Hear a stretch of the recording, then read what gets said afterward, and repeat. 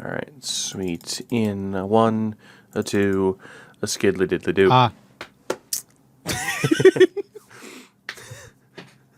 Sorry. Hello, everybody, and welcome to another edition of the Tougies Take podcast.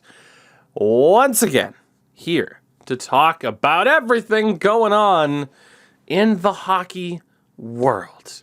My name, of course, is Tougie, joined once more by one Mr. Endo Mills, and returning from a brief bout of illness, it is one Mr. Sim for the win back with us. Yeah, I'm back. Yeah, all the Warriors are here. Like Slim Shady. Is he back? Did he even go? Technically, he's never really left.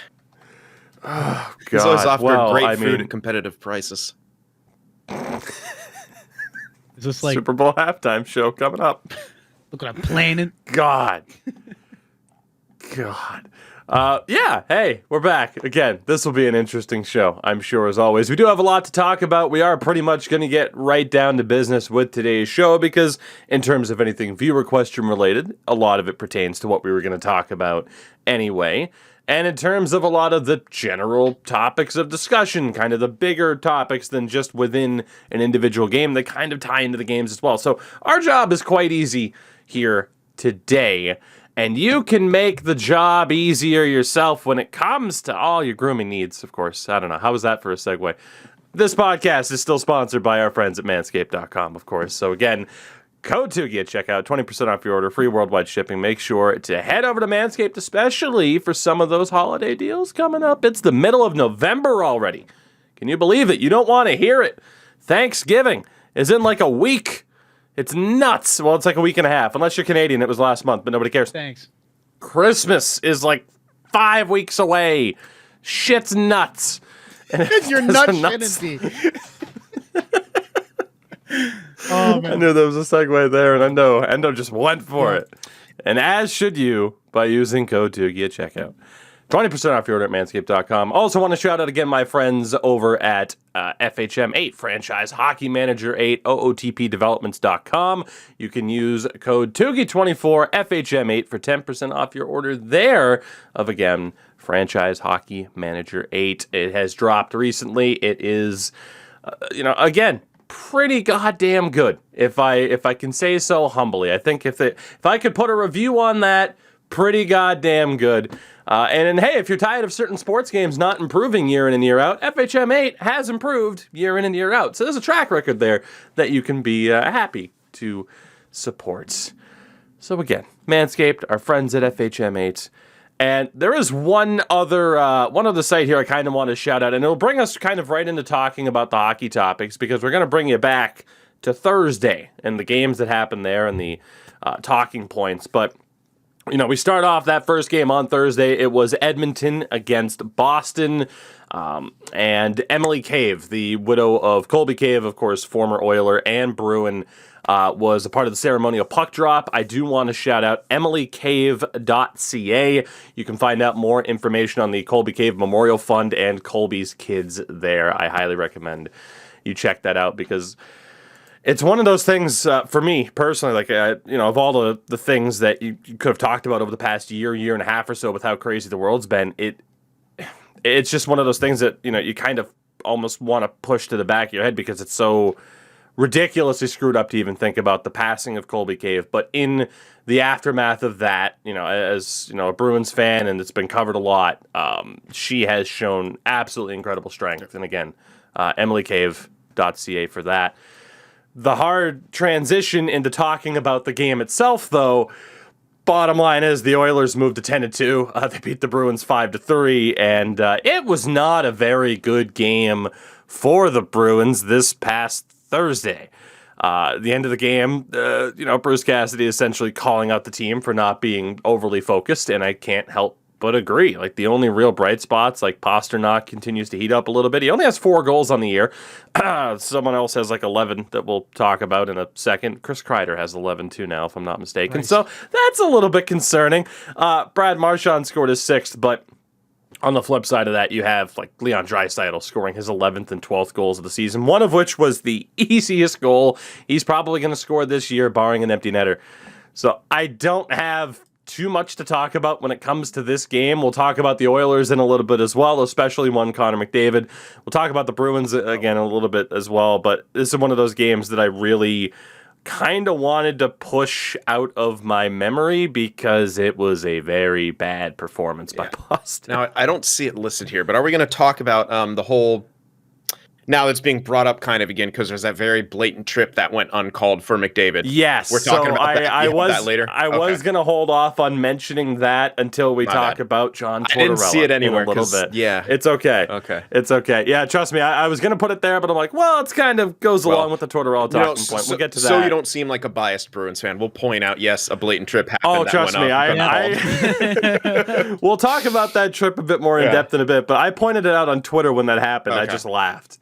I just laughed. That was actually probably my biggest takeaway from this game is getting what has to be the most blatant example of a non-call against Conor McDavid that I've seen all season long because it was abysmal. Yeah, pretty crazy. But again, we'll get to talking about Edmonton and all that with Conor in a little bit. We'll talk about the Bruins a little bit later on as well. And two other teams we'll be talking about a little bit today. They played on Thursday. Montreal beat Calgary 4-2. Which is not a headline I was expecting, nor was I expecting to see that Ben Sherratt and Nick Suzuki both scored their 4th goal of the year in the same game. Sherratt. That's got to be concerning if you're a Habs fan. A highlight of this game, Brendan Gallagher scored his 3rd of the year and I think was immediately cross-checked into the boards by Eric Goodbranson. No supplemented discipline off of that, but nearly started a line brawl, which, I mean... Hey, if you're Eric Goodbranson, that's probably your best bet to find success on the ice, right, boys? Like, hey, try to injure the other team's best player. What else are you really going to do? That reminds me, who was that back in the day? I think it was on like the Capitals, who just railed a guy after he scored. Ugh. He was like this well-known agitator, like from back in like the early, well, mostly the 90s and shit. I can't remember. Anyway. I mean, Hunter. It's got to be Hunter, right? Yes. Dale Hunter? Was it? Maybe. It might have been. It's got to be. Like, if I think of well-known agitator on the Caps from it had to that era, it would have been. I remember watching it and seeing it once again and getting reminded of it when TSN used to do those countdowns of like the best agitators. Dale Hunter. Dale Hunter. Okay, was it? When you type in Dale Hunter on Twitter, or excuse me, on YouTube, the autofill for Dale Hunter, the first result is Dale Hunter cheap shot. So the legacy is alive. Oh my god, it is intact. It might have been. God, was it the Pierre Turgeon hit? Because that's one of the top results as well. Like, after he scored, he just laid him out, and then like does the interview. It's like, oh yeah, I didn't see it go in. You know, when I watch it back, I'm like, oh god, it went in. Motherfucker had his hands up for like 2 seconds, and he's just. Oh my god, I didn't see it happen. I had no idea he scored. But yeah, very similar to that. For Calgary, the only real good point of that was Andrew Mangiapane as well continues his incredibly hot start to the season. He has 9 goals on the year. And there was a lot of talk about Mangiapane when there was the conversation of like, oh, is the Jack Eichel trade? And okay, Tkachuk wouldn't have been involved, but Mangiapane. I don't know, man. I don't think I would have been cool as a Flames fan if Mangiapane was involved. Me neither. You know, if there had to be a roster player of someone of at least Alex Tuch's level who did end up going to Buffalo in that Eichel trade, I can't imagine Calgary would have wanted to give up Mangiapane either. I think it would have had to have been someone else. I wouldn't have been cool with that because he has been fantastic. And you could argue like, oh, we'll sell high, but if you look at the trend for Mangiapane, he's just gotten better and better. And he's still year in and year out. So. Mid-20. When is he 24? I think he's 25. I'm looking it up right now. I remember because in NHL 15 or the NHL Legacy, I used to grab him in franchise mode. He always turned out to be a nice little sniper. So yeah, dude, 25. He was good for him. He was a low draft pick as well. Jesus, was he round? I think he was round 6. What? In 2015. What a boy. He was around... Dude, that 6th round in 2015 is interesting because it also includes John Marino for the Oilers, of course, at the time, and then ended up on... Oh, it's going to be Lebank in there, too, There's a couple of notable guys. Mason Appleton was in the 6th round that year. It was Lebank? Because I know he was a 6th round. I don't know. Might have been the year after. I don't think Kevin Lebank was Lebank that year. He was not. Okay. Shout out to my might have been PC 16 going then. nuts. I can't remember, but I know he was a 6th rounder. But now he's a fourth liner. So there you go. Attaboy. Fourth line, Kevin Lebank. We'll talk about the Sharks in a little bit too. Don't worry, they had a couple of games here. Yeah, they had some games. Leafs as well. Another team where it's like, hey, let's talk about them a little bit later on once we kind of look at the end of the week that was for them. The Kings beat the Sens 2-0 on Thursday. The only real highlight of this, I mean, Anze Kopitar with his 8th goal of the year because he's timeless and I love him. And Jonathan Quick with a shutout. I don't know the last time Jonathan Quick ended up with the shutout. This could have been his first one in a while. But, hey, Sens or not, a shutout for Jonathan Quick. And all I can say is that's neat. That's just neat. Yeah. For Mr. Quick. I know Sin won't give him any compliments, but I mean, Quick exists. That's perfectly okay. He's won some cups. No, he was phenomenal for a short amount of time. I don't think he's got it in him, but you never know. Again, if the Kings can get a great defensive system around him, the dude thrives as long as he doesn't have to make those secondary and tertiary saves too often while he's doing the splits. Then he's phenomenal. His last 3 games have been pretty good. Yeah, absolutely. 943. 943 in a win against St. Louis, a 971 in a win against Toronto, and then the 34 save shutout against Ottawa. Jonathan Quick bringing it back from a decade ago. His last shutout, from what it seems to be, was February 17th, 2021. Yeah, so it's recent. Yeah. I would have thought it would have been at least last year. Actually, wait a second. To be honest, so he got one on the 17th, he got one on the 22nd. So he had some shutouts Streaky. last season. Yeah. Very streaky. Yeah. There you go. Speaking of streaky as well, that was a good toss-up transition there. The Devils beat the Islanders 4-0, which is weird because normally when we talk about shutouts and the Islanders involved, it's Ilya Sorokin getting one this season. Interesting notes out of this game. First and foremost, for the Devils, Thomas Tatar finally scores a goal. It took him 12 games. He was someone when he signed as a free agent that I looked at to say he'll probably do pretty good, and it's been a real slow start for him. So Habs fans feeling pretty vindicated right now, I would imagine. Dawson Mercer already has his 4th goal of the year in this rookie race, in which he didn't start the regular season on the Devils, so he's been phenomenal. Dougie Hamilton got his 3rd, but the highlight was obviously the shutout. And it was Mackenzie Blackwood's 3rd 40-plus save shutout of his career. And, of course, he's only been a starter for a few seasons now.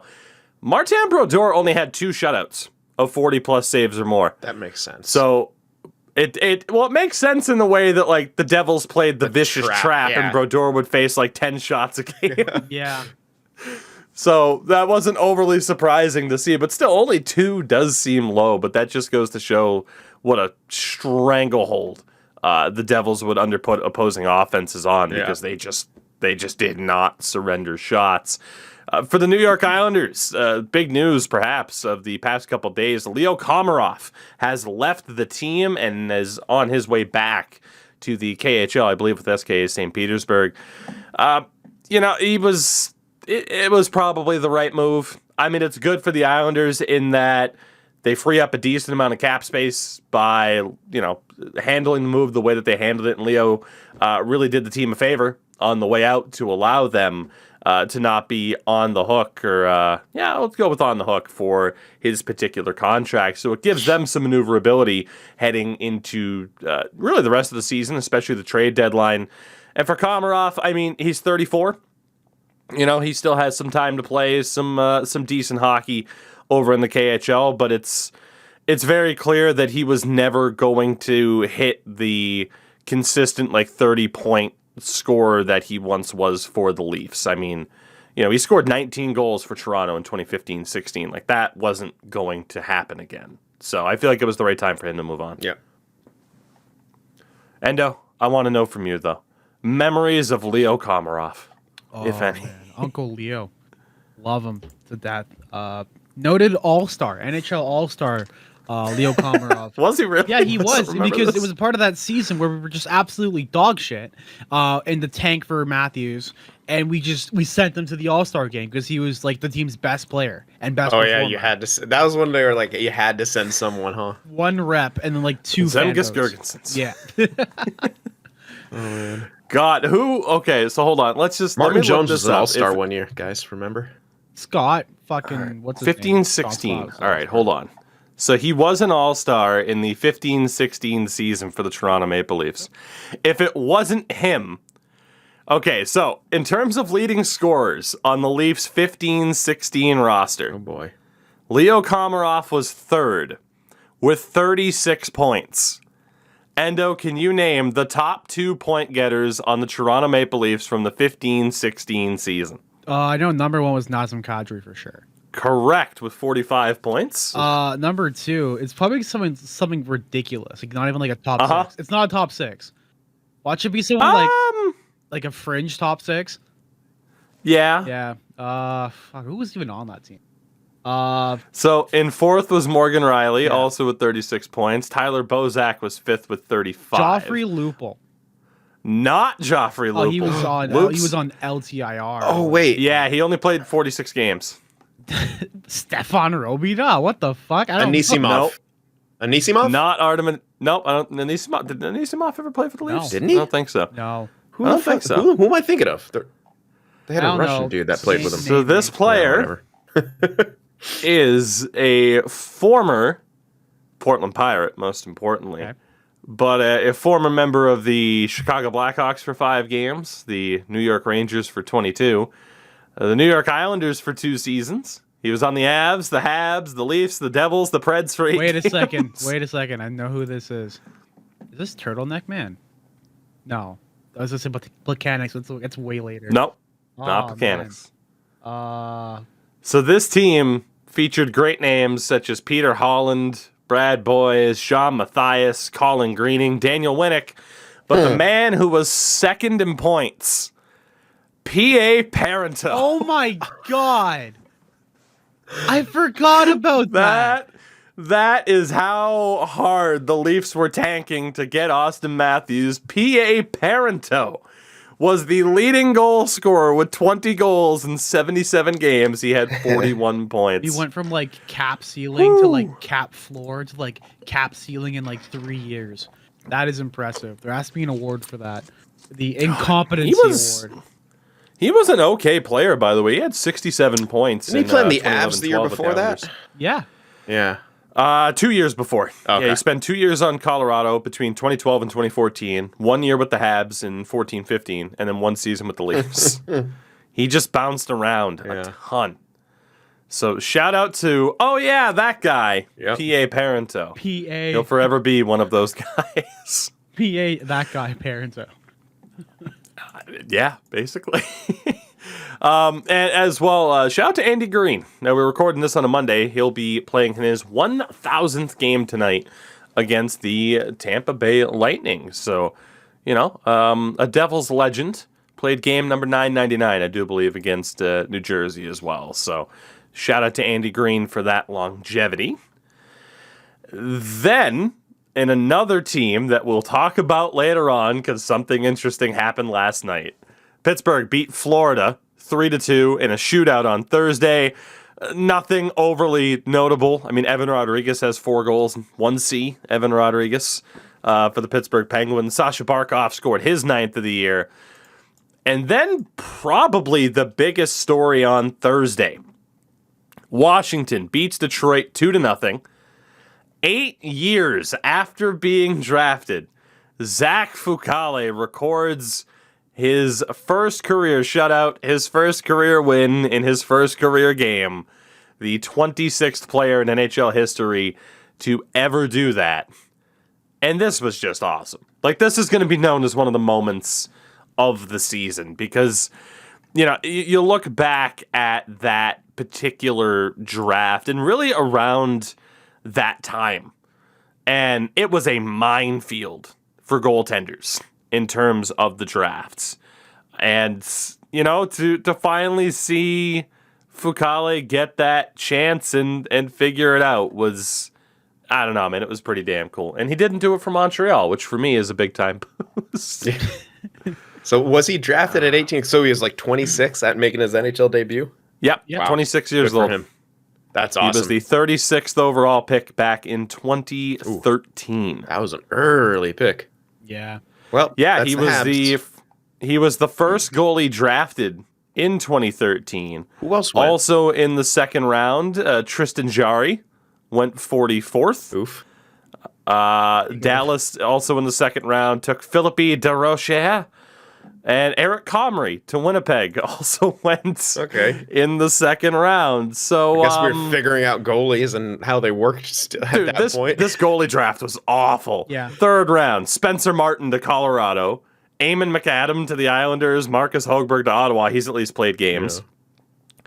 Like, the only real notable goalies in this draft, UC Saros in round 4, which, LOL. There you go. Boy. He only went in the 4th round because of his height. Cal Peterson went in round 5 to Buffalo. Sorry, Sabres fans, for mentioning that Cal Peterson was a Sabres pick. I know they don't like to hear that. Shout out to Christos Gudlevskis, who was also a 5th round pick. And Anton Bibeau, Leafs and Sharks legend, Anton Bibeau. It was basically UC Saros, Cal Peterson, and Tristan Jarry. A whole bunch of misses from there. And the Preds just go from one great Finnish goaltender to another. Yes, they do. God, I think we'll be talking about the Preds a little bit later on as well. See, this is the thing, right? Like we record on Mondays and Thursdays for the moment at least. So Monday's show we always have Thursday and then the entire weekend to talk about. And always by Monday, Thursday, even though it just happened, it seems like forever ago because that's how quickly the news cycle moves on. But yeah, just an incredible story for Zach Fucale. I think any end of year highlight will definitely have that moment there. And speaking of UC Saros, we're talking about the Preds now. They beat the Blues 4-3 in overtime.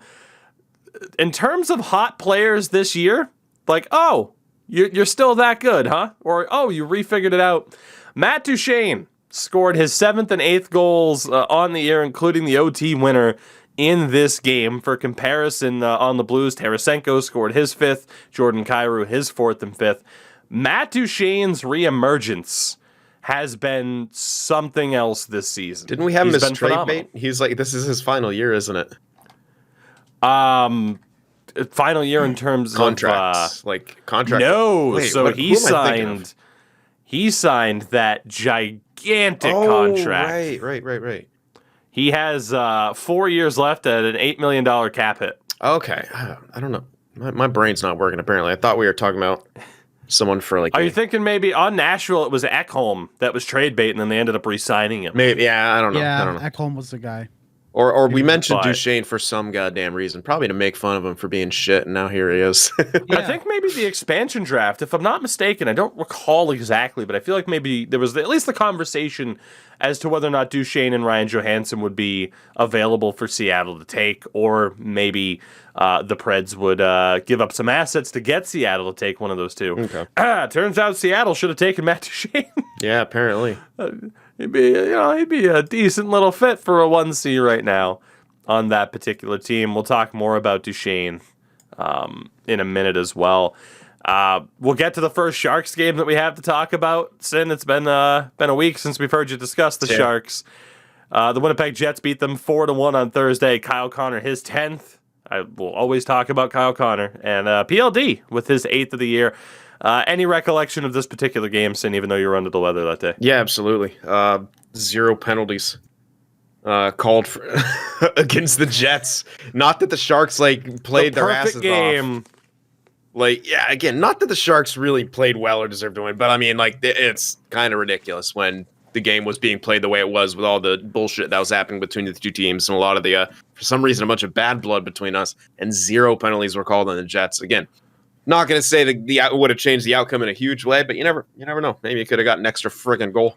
But yeah, it was just a rough game. The Sharks missing all those players really has been starting to catch up to them, and it was really kind of evident in a game like that when the Jets are finally figuring their crap out and playing the way they want. But hey, man, Sharks are still in the positive, so.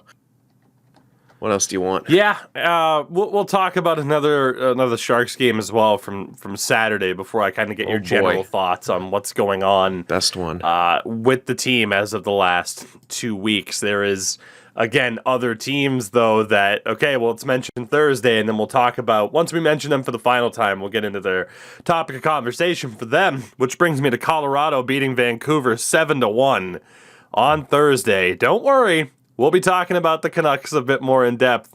But really, from this game, the only thing for Vancouver, it's like, oh, Nils Höglander scored again. Like, that's a positive.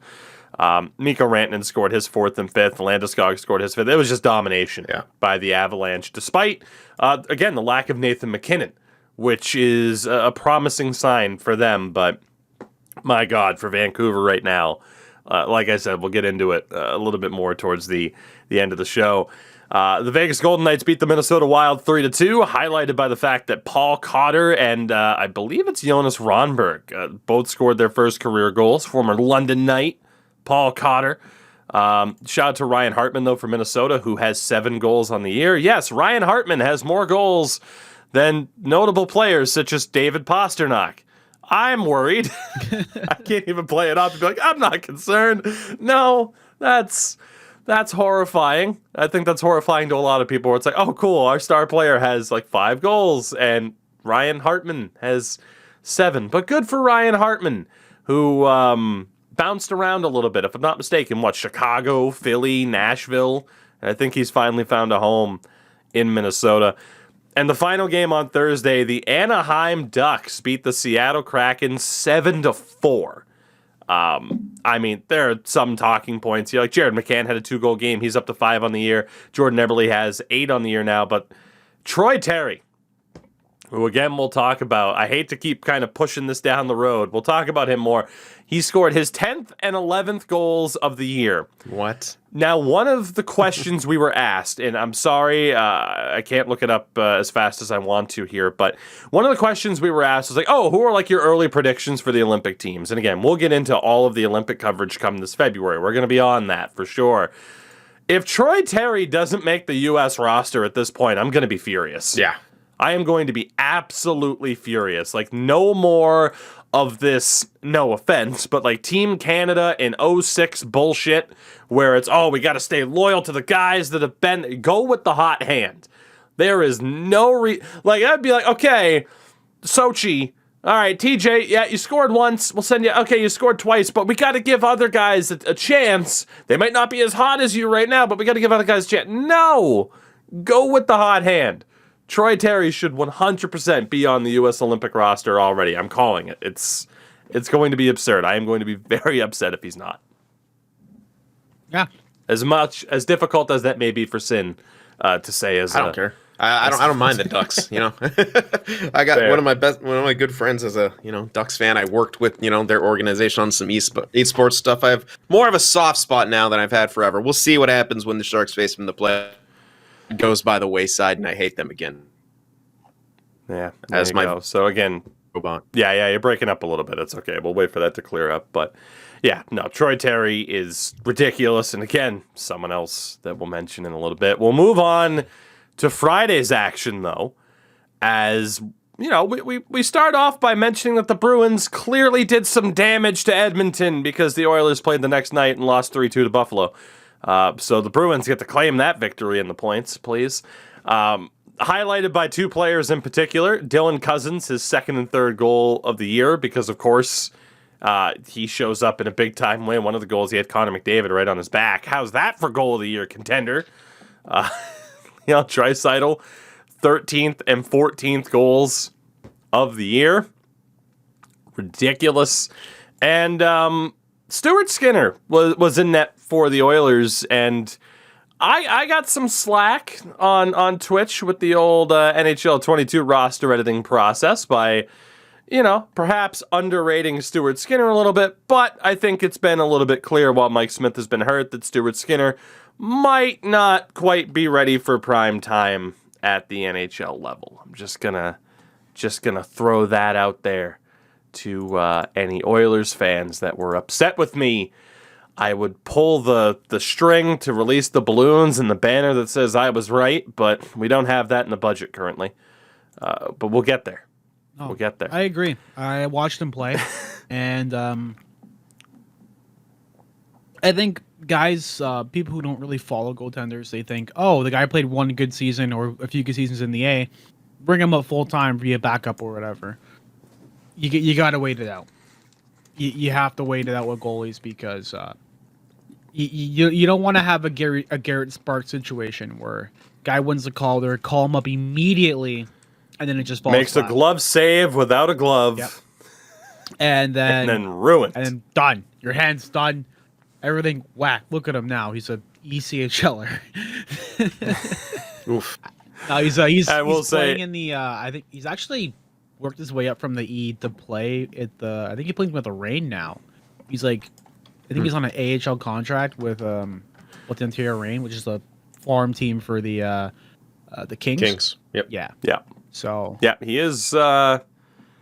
God, yeah, you're right. So Garrett Sparks last year did play 6 games in the ECHL. He had a 9.28 though. Probably too good for that league. Orlando. He's 4-0 in the AHL this year though with Ontario. So there you go. I will say with Stuart Skinner, he's only played 2 games. One was decent and one was really bad. I'm just giving Oilers fans a hard time because I have to strike back a little bit. Speaking of striking back, I guess on Friday the Leafs beat the Flames 2-1 in overtime. Andre Kasha, I will allow Endo the opportunity to wax poetic about him since he's somehow managed to stay healthy for a decent amount of time. I love how the Maple Leafs, I get like right now they're trying to basically have the top 4 who basically make all the money, and for the past years it's been cycle guys in and out. Taking Kasha was a risk. Considering like if he's healthy, he's great. If he's not, then it's just another thing to deal with the cap. And so far, it's doing well. I hate that everything that we do, again, is theatric. It's either like a close win or it's like a undeserved win. But, you know, that's what it's like being a Leafs fan. But, yeah, that's all I got. Because, again, I don't care about their team until they make it past round 1. I will talk about them nicely and very matter of fact. But until they get out of the first round, I'm not going to go stroke off anybody. You're not paying me enough to do that. You mean you're not going to stroke off Austin Matthews for scoring his 6th of the year in the OT winner when he's 1 goal behind Ryan Hartman? Is that what you get paid over 10 mil for? Oh, God, I keep forgetting. God, I'm sorry to use Ryan Hartman in that way. I'm sure he's a nice guy, but the absurdity that, like, oh yeah, Ryan Hartman has more goals than Austin Matthews and David Pasternak. It's pretty nuts. Yep. It's a crazy start to the season. Is the best way to sum it up. We're not done talking about the Leafs, by the way. They also played, if I'm not mistaken. Yeah, they played on Saturday, the very next day. Also on Friday, though, the Philadelphia Flyers beat the Hurricanes 2-1. Just the Hurricanes' second regulation loss.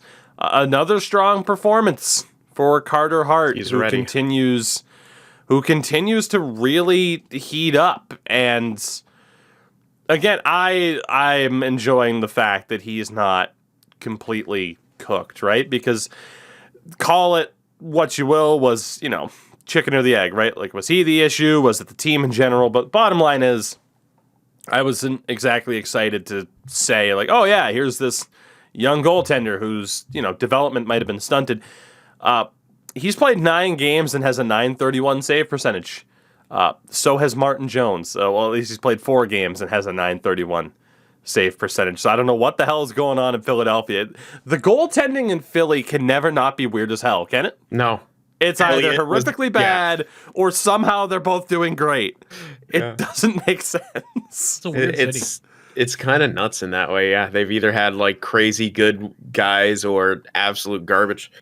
Like, Elliott at times was a wall, but then he was also just utter garbage. Yeah, it's very interesting, but good for Philly. Their fans have been through quite a bit of just waiting for a competitive. Like, is this because, like, I feel like last year in preseason, like the beginning of the season, we were like, oh my God, the Flyers. And then they just crash landed somewhere in Emaus, which is, I love saying that because it sounds like a virtual mouse. Anyway, that's a little suburb outside of Philadelphia. It's like, oh my God, the Flyers. And it's like, oh my God, I might even be pronouncing it wrong, but I've seen it written. Anyway, but I mean, yeah, good for them. I'm looking at Philly's goaltending, right? And like the starters, Like the clear-cut starters. And obviously, it was Brian Elliott before Hart. And then like Michael Neuwirth was in the mix, who again, so Briz, too, stupidly inconsistent. Yeah, they had Briz for a minute too. Steve Mason, so stupidly inconsistent. Rest in peace, Ray Emery, inconsistent at that point in his career. Brian Boucher, Ilya Brizgalov, Sergei Bobrovsky, Martin Biron, Antero Niittymaki. Like, there was never, like, any consistency with Flyers goaltending. They've had a lot of former Sharks goaltenders. Niittymaki. Boucher was on the Sharks for a minute. Now they got Martin Jones. You're talking about Brian Boucher, right? Yeah. Yeah. Brian Boucher. God, he was. Yes, yeah. he was. Was Brian Boucher on the Sharks when he had that shutout streak, or that was Phoenix, wasn't it? I think that was when he was a Coyote. Well, it might have actually been on the Sharks that he had the streak, because I know they talked. I can't remember exactly, but then they talked. They kept bringing up that time where he played like a 4 overtime game, and like it was like a 0-0 game. That was like 4 overtimes of him and this other goalie shutting him out. So I don't actually know if the streak was with the Sharks or you'll have to look that up. But he was a solid kind of 1B at a time where the Sharks sort of kind of needed a 1B. But yeah, Boucher, Niittymaki, now Martin Jones. Brian Boucher had a very weird career. Yes, almost he did. as weird as Philadelphia's goaltending in general, is I think the point that we get. Also on Friday, the Washington Capitals beat the Blue Jackets 4-3. Alex Ovechkin, with his 12th of the year, passed Brett Hull for 4th all-time in goals. Brett Hull's son must be pissed. Was the only takeaway. I don't even know what that means. What's that in reference to? So on Thursday, when you missed the show, oh no, on Twitter, Brett Hull's son, I don't remember if it was thumbs down emojis, but Brett Hull's son, Jude, which of course is what Brett Hull's son would be named, is Jude. Hey, Jude. Basically he posted his disapproval when Ovi tied his dad in goals. So I can't imagine how he feels now. Now that his dad is now 5th all-time in goals, with Ovi being 4th, and obviously there is a very, very good chance that Ovi passes Mario Lemieux this season as well, which is nuts. He should be more disappointed in his father and his public drunkenness, but you do you on Twitter, buddy. And him doing whatever stops you from facing that horrifying truth. Dingers. Oh no, my dad's only 5th all-time in goals and a Hockey Hall of Famer, and come on now. Top 5, man. It's going to be like at least another decade before both McDavid and Draisaitl pass him. Yeah, I was going to say, hold on. If I look at the NHL all-time goals list, and sorry if you could hear the keyboard clicking there, and if you couldn't, then hey, it's all good. I mean, Brett Hull's now 5th all-time. The next active player, LOL, is Patrick Marleau. Let's go. Who hasn't officially retired. Marleau is what's he 23rd all time. I don't know, man. I feel like Marleau is just kind of sitting there. But then after missions. Marleau, there was only I saw him in a deer costume with his wife, who had the headlights on her tits. I'm like, God, I love them. Like the road and her tits were the headlights, and he was the deer, like deer in the headlights. Oh my God. See, Patrick Marleau is officially doing. Man, they have like 5 young kids. Do what the fuck? Hopefully, that's an adult party. Patty, just be a dad. It's all well and good. So the only active player right now in the top 50 is Sidney Crosby with 486 goals. Hull has 741. It's ridiculous. No one's catching Brett Hull anytime soon. Yeah. There's just no way. And after Crosby, it's Steven Stamkos at 446. That ain't happening. And that's not happening as much. Once upon a time, maybe it would have for Stammer, but then the injury troubles were there. Yep. So, no one's catching Brett Hull anytime soon. Then there's Joe Thornton, Patrick Kane, and then Jeff Carter also in the top. There's no one even in the top 100 all-time in goals, which is essentially 400 goals or more, that's an active player that can realistically catch Brett Hull in the top 5. I'm trying to look. John Tavares isn't going to do it at this point. I mean, he's not that type of goal scorer. Like Sid mentioned, it's literally going to be the likes of Conor McDavid and Draisaitl that have any sort of realistic shot right now that we know of that's going to hit that marker. So, Jude, you're 27 now. You'll be 37 bare minimum by the time your dad's record at that point, I'll is probably threatened appreciate again. what's happening. Yeah, I would hope so. Goddamn people who are 27, all of them are fucking nerds. Thanks. Yeah, I know. Shout out to Sean Corrali, by the way, who scored his first and second goals of the year in that game. So did Garnet Hathaway. But I want to shout out Sean Corrali because I miss him, but I'm glad the Bruins don't pay him what the Blue Jackets pay him, because that's just a heart and soul type of guy, and I don't know if you want to pay a heart and soul type of guy that much money. And also on Friday, the final game that was there, the Chicago Blackhawks beat the Arizona Coyotes, because of course they did, 12-1. That pushed, or 12-1. Jesus, it could have been. It was 2-1. The Coyotes are now 1-12-1. Yeah. Just did they play the game in a sewer? Because Jesus, I hope they did. Stink. So, sorry, I had to. Sorry, Deke. God, the Arizona Sewer Rats. I could get on board for that oh my rebrand. God, you know what's really funny? The arena that I grew up at, their team name, they had a select team once, and it was like the year before I started playing, and their team name was like the Bill Bolton Rink Rats. What a name! Not what the Pizza name. Rats. I guess. So mad. I'm like, what's a rink rat? I don't know. I guess the exterminator came out and kicked him out God. the league, because holy shit. I will never not be mad about that, what Sin just mentioned. I We know. were playing NBA 2K21 on stream, and we went to community creations, because obviously you can create your own team, and other people can download the teams. First was Dunder Mifflin, wasn't it? Yeah, so there was a Dunder Mifflin, which was just Michael's face as the logo with the purple bandana. Prison Mike.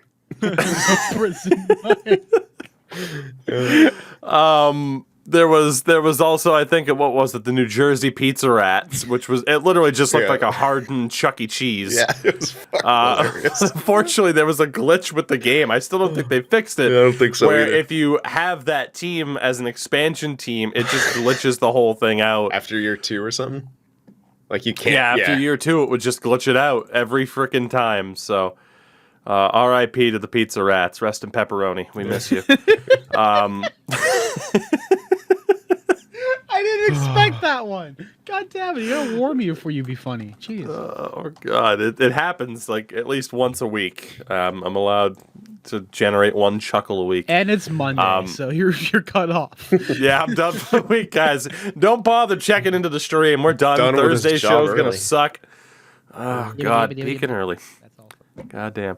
Alex DeBrincat scored his 8th of the year in that game. Dylan Strome finally got his first, which is concerning. Because Andrew Ladd has 3. So that's... Well, how many that's games played rough. does Strome have by this point? Because I feel like he's missed, like, because he was scratched or fourth lined a bunch. Yeah, so I was going to say, I remember hearing Hawks fans mention that Strome wasn't really being used properly. He has 8 games played with a goal and an assist. But I think the general theme is that the Hawks have been doing better since firing Jeremy Colleton. Yeah. Who'd have thunk it? The guy's I terrible. can't believe They it. wanted to thunk it.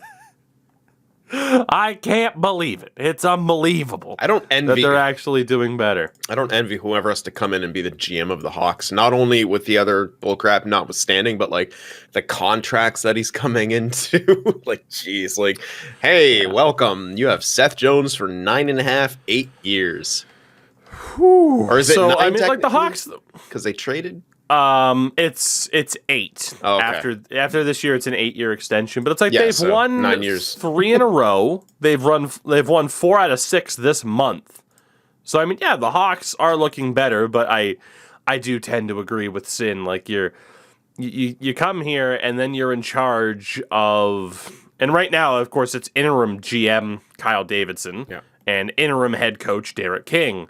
Whoever's next, like, not only do you have the task of taking on some interesting contracts. I mean, hey, not exactly the most respected people at the moment, but Kane and Taves' deals both end at the end of next season.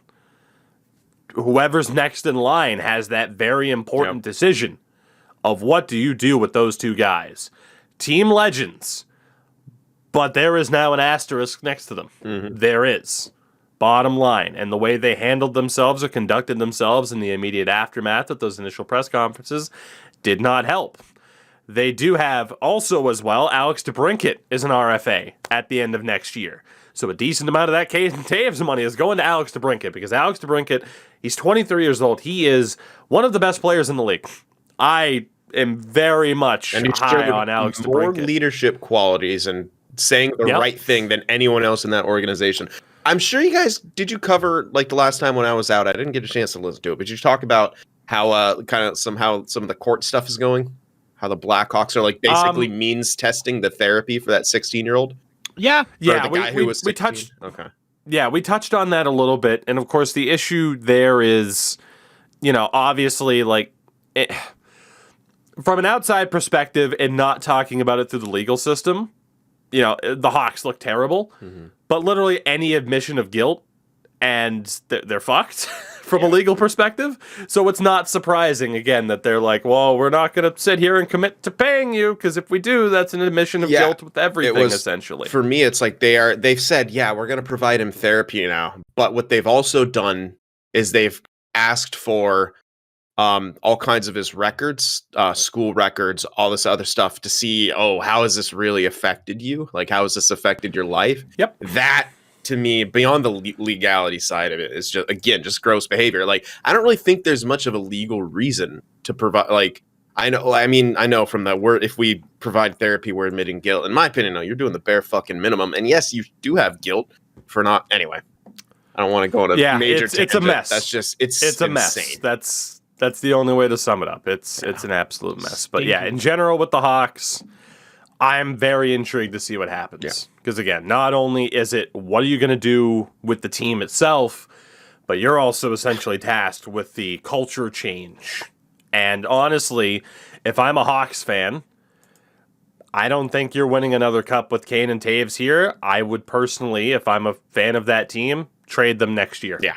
As those deals are expiring. Separately. And you have new leadership in there, make a clean break and move into a new era. I would want pretty much everyone associated with those cup-winning teams to be out right now. Yep. Just to be able to move on and say, like, not to say, like, you should take this standpoint just to be able to win internet arguments, but as a Hawks fan, if I put myself in your shoes, I would just want to be able to say, like, okay, but everyone with that team is gone. This is a new team. It's completely different. It's different. So they're a very interesting team to watch moving forward. That's for sure. Yeah.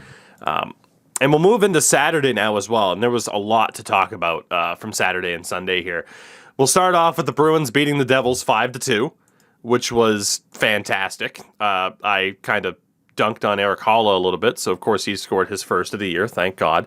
Brad Marchand with 2 goals. He's up to 8 on the year after that, and then Patrice Bergeron scored his 6th. But again, I mentioned him earlier, Dawson Mercer gets his 5th of the year. And look, pretty much all season long, the conversation is going to be Lucas Raymond or Moritz Seider. But Dawson Mercer's already 3rd in scoring amongst rookies this season. I mean, 2 less games than Lucas Raymond, but it's 15 points and 16 for Raymond, 12 and 16 for Seider, and 11 and 14 for Dawson Mercer.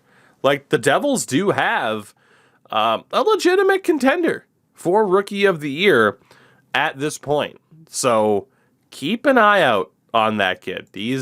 And I had a couple Devils fans already ask me, is it too early to get a Dawson Mercer jersey? And no, it's not. Hop aboard that hype train, embrace it, because that kid's going to be a stud.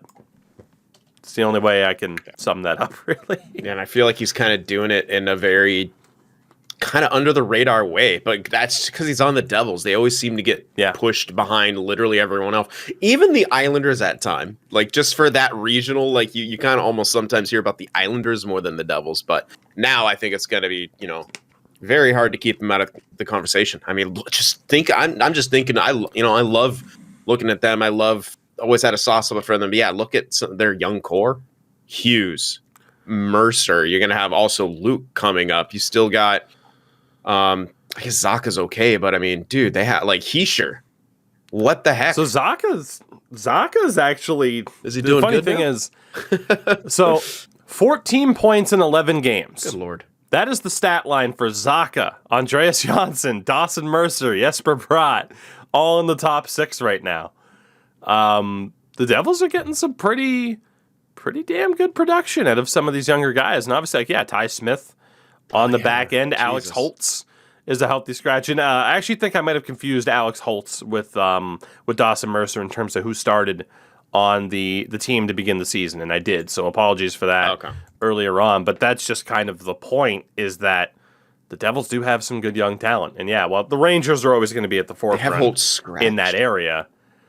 They do, which is interesting. They didn't send him back to Sweden, or is he like aged out to do that whole back to Sweden thing? He can go AHL. He started in Utica, and I would probably send him back down from the looks of it. Interesting. But he can't get the ELC slot because he's 20, right? He's 19. What the fuck? I think what are they doing? Contracts are weird. Okay. Because I know, like, that was the whole thing when we sent Eklund back. Unless he hasn't played 9-NHL, but if he plays in the AHL, wouldn't that count as him essentially part of his 9-game trial, because it is technically a professional league? So AHL I think contract, because the AHL doesn't count. I guess they don't have any real big cap issues to worry about, so they're in a different situation than the Sharks. I just completely disagree with having a 19-year-old scratched for any fucking reason. Yeah, gotta get him playing. Yeah. If you're not gonna play him, then send him down. If it's past the 10-game point, there's no real point of having him up there. Because I know, like, you lose the. If it's a game, watch from the press box, see something new, I can understand. But if he's been scratched like more than once, I'm a little weirded out by that. Yeah, I don't disagree. We'll move on. The Jets beat the Kings 3-2 in overtime on Saturday. Quietly, I feel like elsewhere, but for Kings fans, obviously not. This snapped a 7-game win streak for Los Angeles. Kyle Connor's 11th of the year. Mark Scheifele finally scored his first of the year. It was the overtime winner. So we've talked a lot on this show about kind of these sneaky good teams, these very tough to beat teams that haven't been so good as of late. And I mean, right now, as of recording, Anaheim is 7th in the league. Anaheim, the California Gauntlet's back. Let's go. It really is. It's like back. Already it's back. It's ridiculous. Like, Anaheim is 7th in the league. Very, very tough team to beat.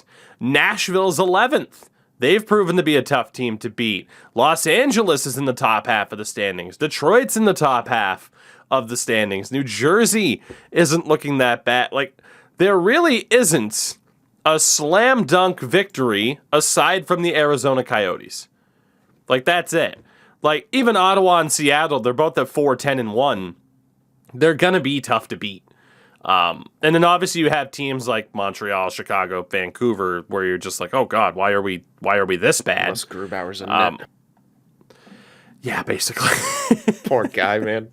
I hyped him up so hard too. Like, I loved him in the Avs, and like, holy shit, he has been. We did talk about that on the last show when you weren't here. Is just how bad the goaltending's been for the Kraken, because it has been tragic. Yeah, maybe in the first few games it was a lot on the interesting defensive system, but once the system started to fall in place, I'm just seeing Martin Jones goals going, and I'm just like, oof. A lot of rebounds, like I said last podcast, and a lot of it does relate onto the trust into the goaltenders with the defensemen as well. Yeah, it's like I said, it's a three-man tandem right there. First shot, you make the save. Second shot, second rebound, that's kind of on the goalie. After the second rebound, that's when the D guys get it out of there. 100%.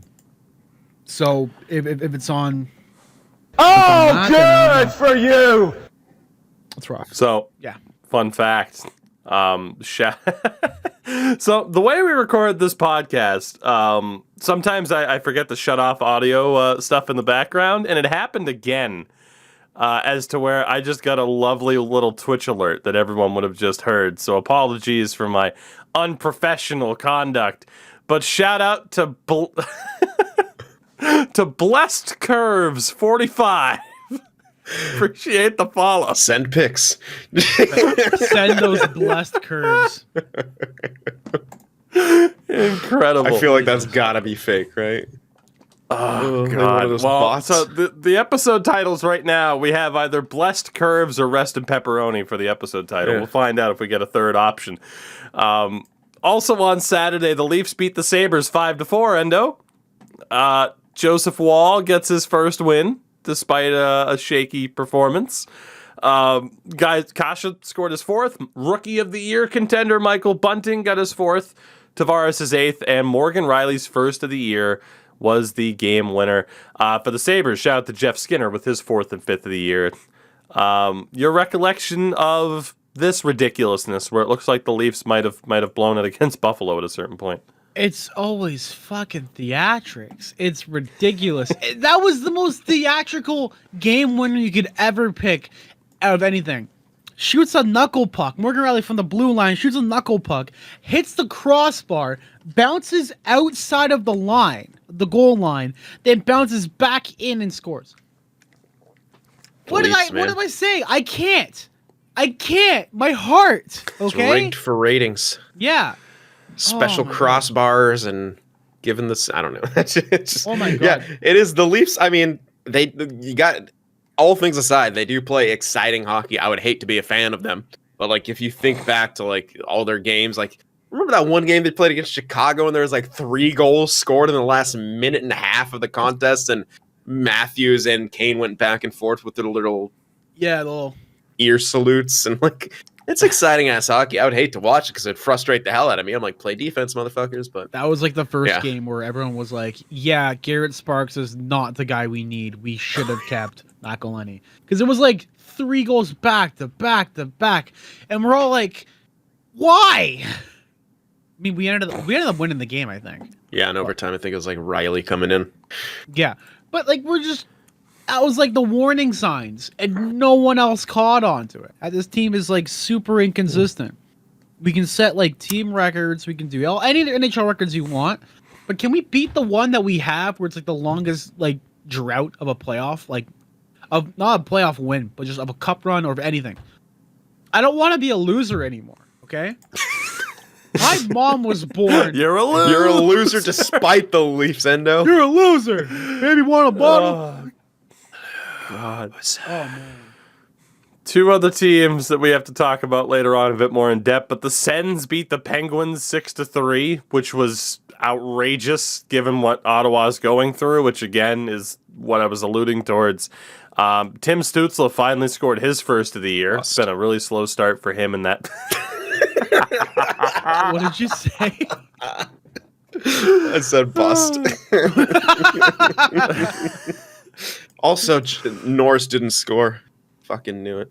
Bust. Hot start. He's done. He's done. Yeah. Send him As down. well. Send him down. Drake They're all busts. Drake Batherson though got his 6th and 7th. No, any ill will against Drake Batherson, Sin. No, absolutely not. Good guy. Scott Sabourin, fucking. This would probably be the 1C. God, yeah. And shout out to again Elite 1C Evan Rodriguez, 5th and 6th goals for the year for Pittsburgh. Poor Buffalo, Goddamn. but also lol. Low Right. Buffalo. Freaking Evan Rodriguez Buffalo. waking up. Buffalo. Nah, it's too easy for. I think that has been an episode. That has to have been. of our- That has to have been. Probably the one where Texky came on. And he was just God. like, everyone's trash. This whole team. We've been trash. This whole team's trash. Ever since Jason Pominville didn't score in the conference final, we've been trash. No Pominvilles. No. I like how we all have a really shitty architect impression under our belt because He's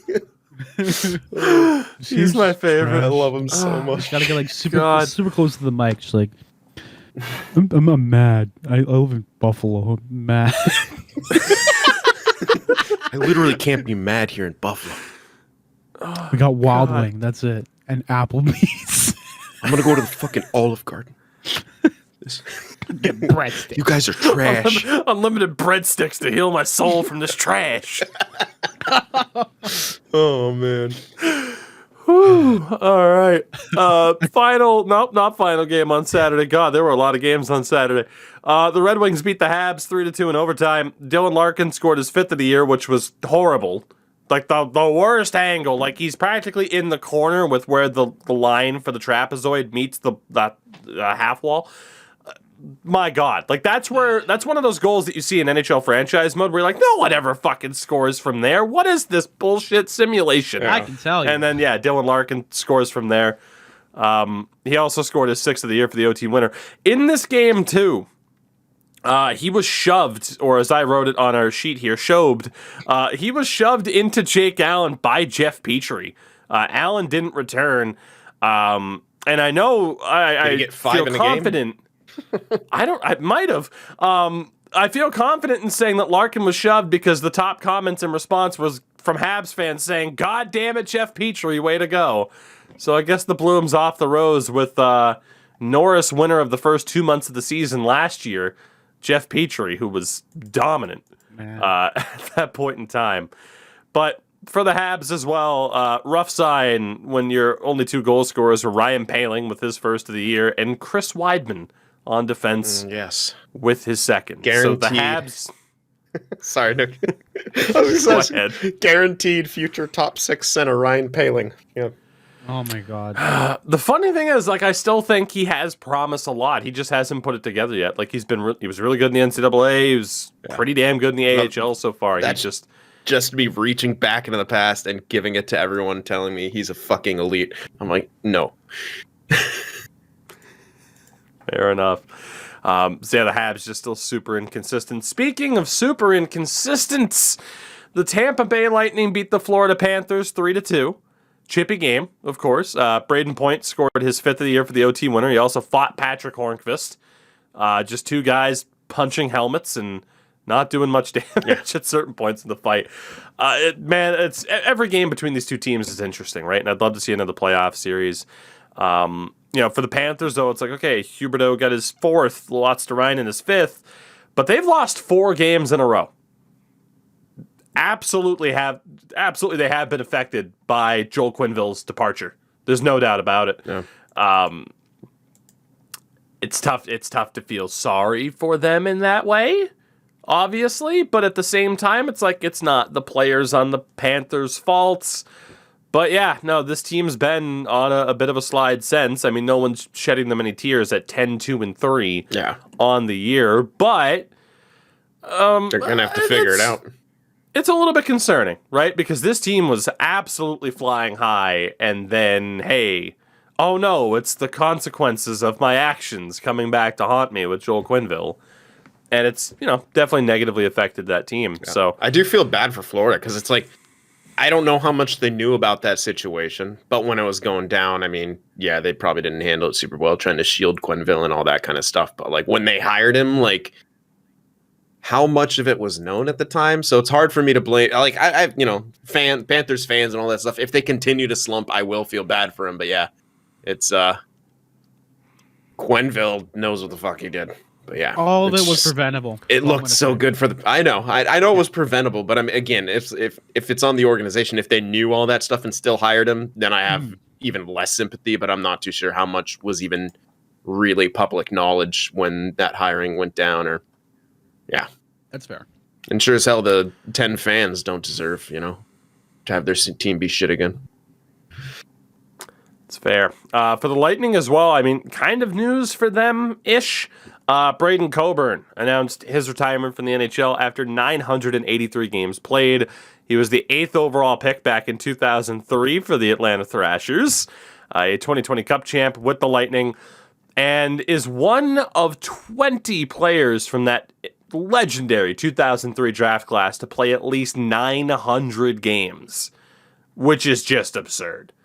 For anyone who doesn't kind of get the magnitude of that 03 draft class, you'll hear referenced multiple times every single season, and for good reason. because it's incredible. And Braden Coburn had a really strong Wasn't career. that Getzlaf, Perry, Burns that year, huh? Yeah.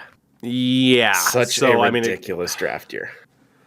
So yeah, that 2003 draft. I mean, so here, Let's just not to name the go whole through first round. every name, not to go through every name, but here are guys who have made. I mean, dude, you can. It's almost easier to count the guys who didn't make at least one All-Star game from that first round, but. Like, I'm looking at the central scouting rankings from that year for North America. Here's the top 10 skaters heading into that draft. Eric Stahl, Dustin Brown, Thomas Vanek, Nathan Horton, Ryan Getzlaf, Braden Coburn, Ryan Suter, Dion Phaneuf, Zach Parise, and then Dan Fritsch, who didn't pan out. But it's not often you're going to look at like central scouting rankings heading into a draft, and all 9 guys were solid, if not great players. If not Hall of Fame caliber, potentially, for someone, some of those guys. Like, I mean, even shit. Yeah, then the actual draft went in, and people who had drafted after that, like, having some of the incredible, impactful careers, like more than Horton, etc., so forth. Like, I mean, again, dude, that first round, Marc-Andre Fleury was also in that. Milan Mahalik, Jeff Carter, Brent Seabrook, Brent Burns, Ryan Kessler, Mike Richards, Corey Perry, Brian Boyle, Louis Erickson, Patrice Bergeron was the second rounder that year, by the way. ooh. Shea Weber went 4 picks after Bergeron. Corey Crawford went 3 picks after Weber. David Backes, Jimmy Howard. Like, it's fucking nuts. Oh, yeah, and some guy by the name of Joe Pavelski in round 7. Yep. And other guys in round 8. Yeah, that's right, kids. It was around 8 in 2003. Toby Enstrom, Dustin Byfuglien. Round 9 had Yaroslav Halak and the previously aforementioned Brian Elliott. Do some research on that 2003 draft. It was nuts. Just insane. And Braden Coburn was very, very much a part of that. We're going to have more people hitting Braden Coburn. 900 games for sure, I feel like. Yeah, out of that class as well, there are guys, like I said, there's been 20 players so far. There will be more by the time everyone from that draft class retires, which is insane. Rangers beat the Blue Jackets 5-3 on Saturday. Really only notable, Panarin, his 3rd and 4th of the year. Chris Kreider, his 10th and 11th. Because Chris Kreider's been unbelievable this season. And Jake Voracek finally got his first goal for the Blue Jackets, which he's on the Blue Jackets. oh my God, has that swap not gone well for CBJ? Like, I just maybe there's some cap implications I'm not thinking about, but man, I can't help but wonder, like, if the Blue Jackets still had Cam Atkinson next to guys like Sillinger and Chinnikov, like, Atkinson's doing pretty good, isn't he? He is doing at least very better. good. Yeah, he was off to a very hot start. I'm going to check really quickly if he's slowing down at all.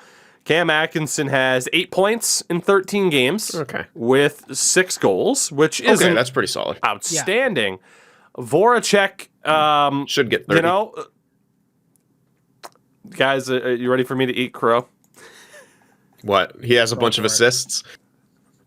Does Voracek have a shit ton of assists? Voracek is at a point per game, 12 points in 12 games with 1 goal and 11 assists. Are they? What? Oh, man. All right. Damn. Fuck.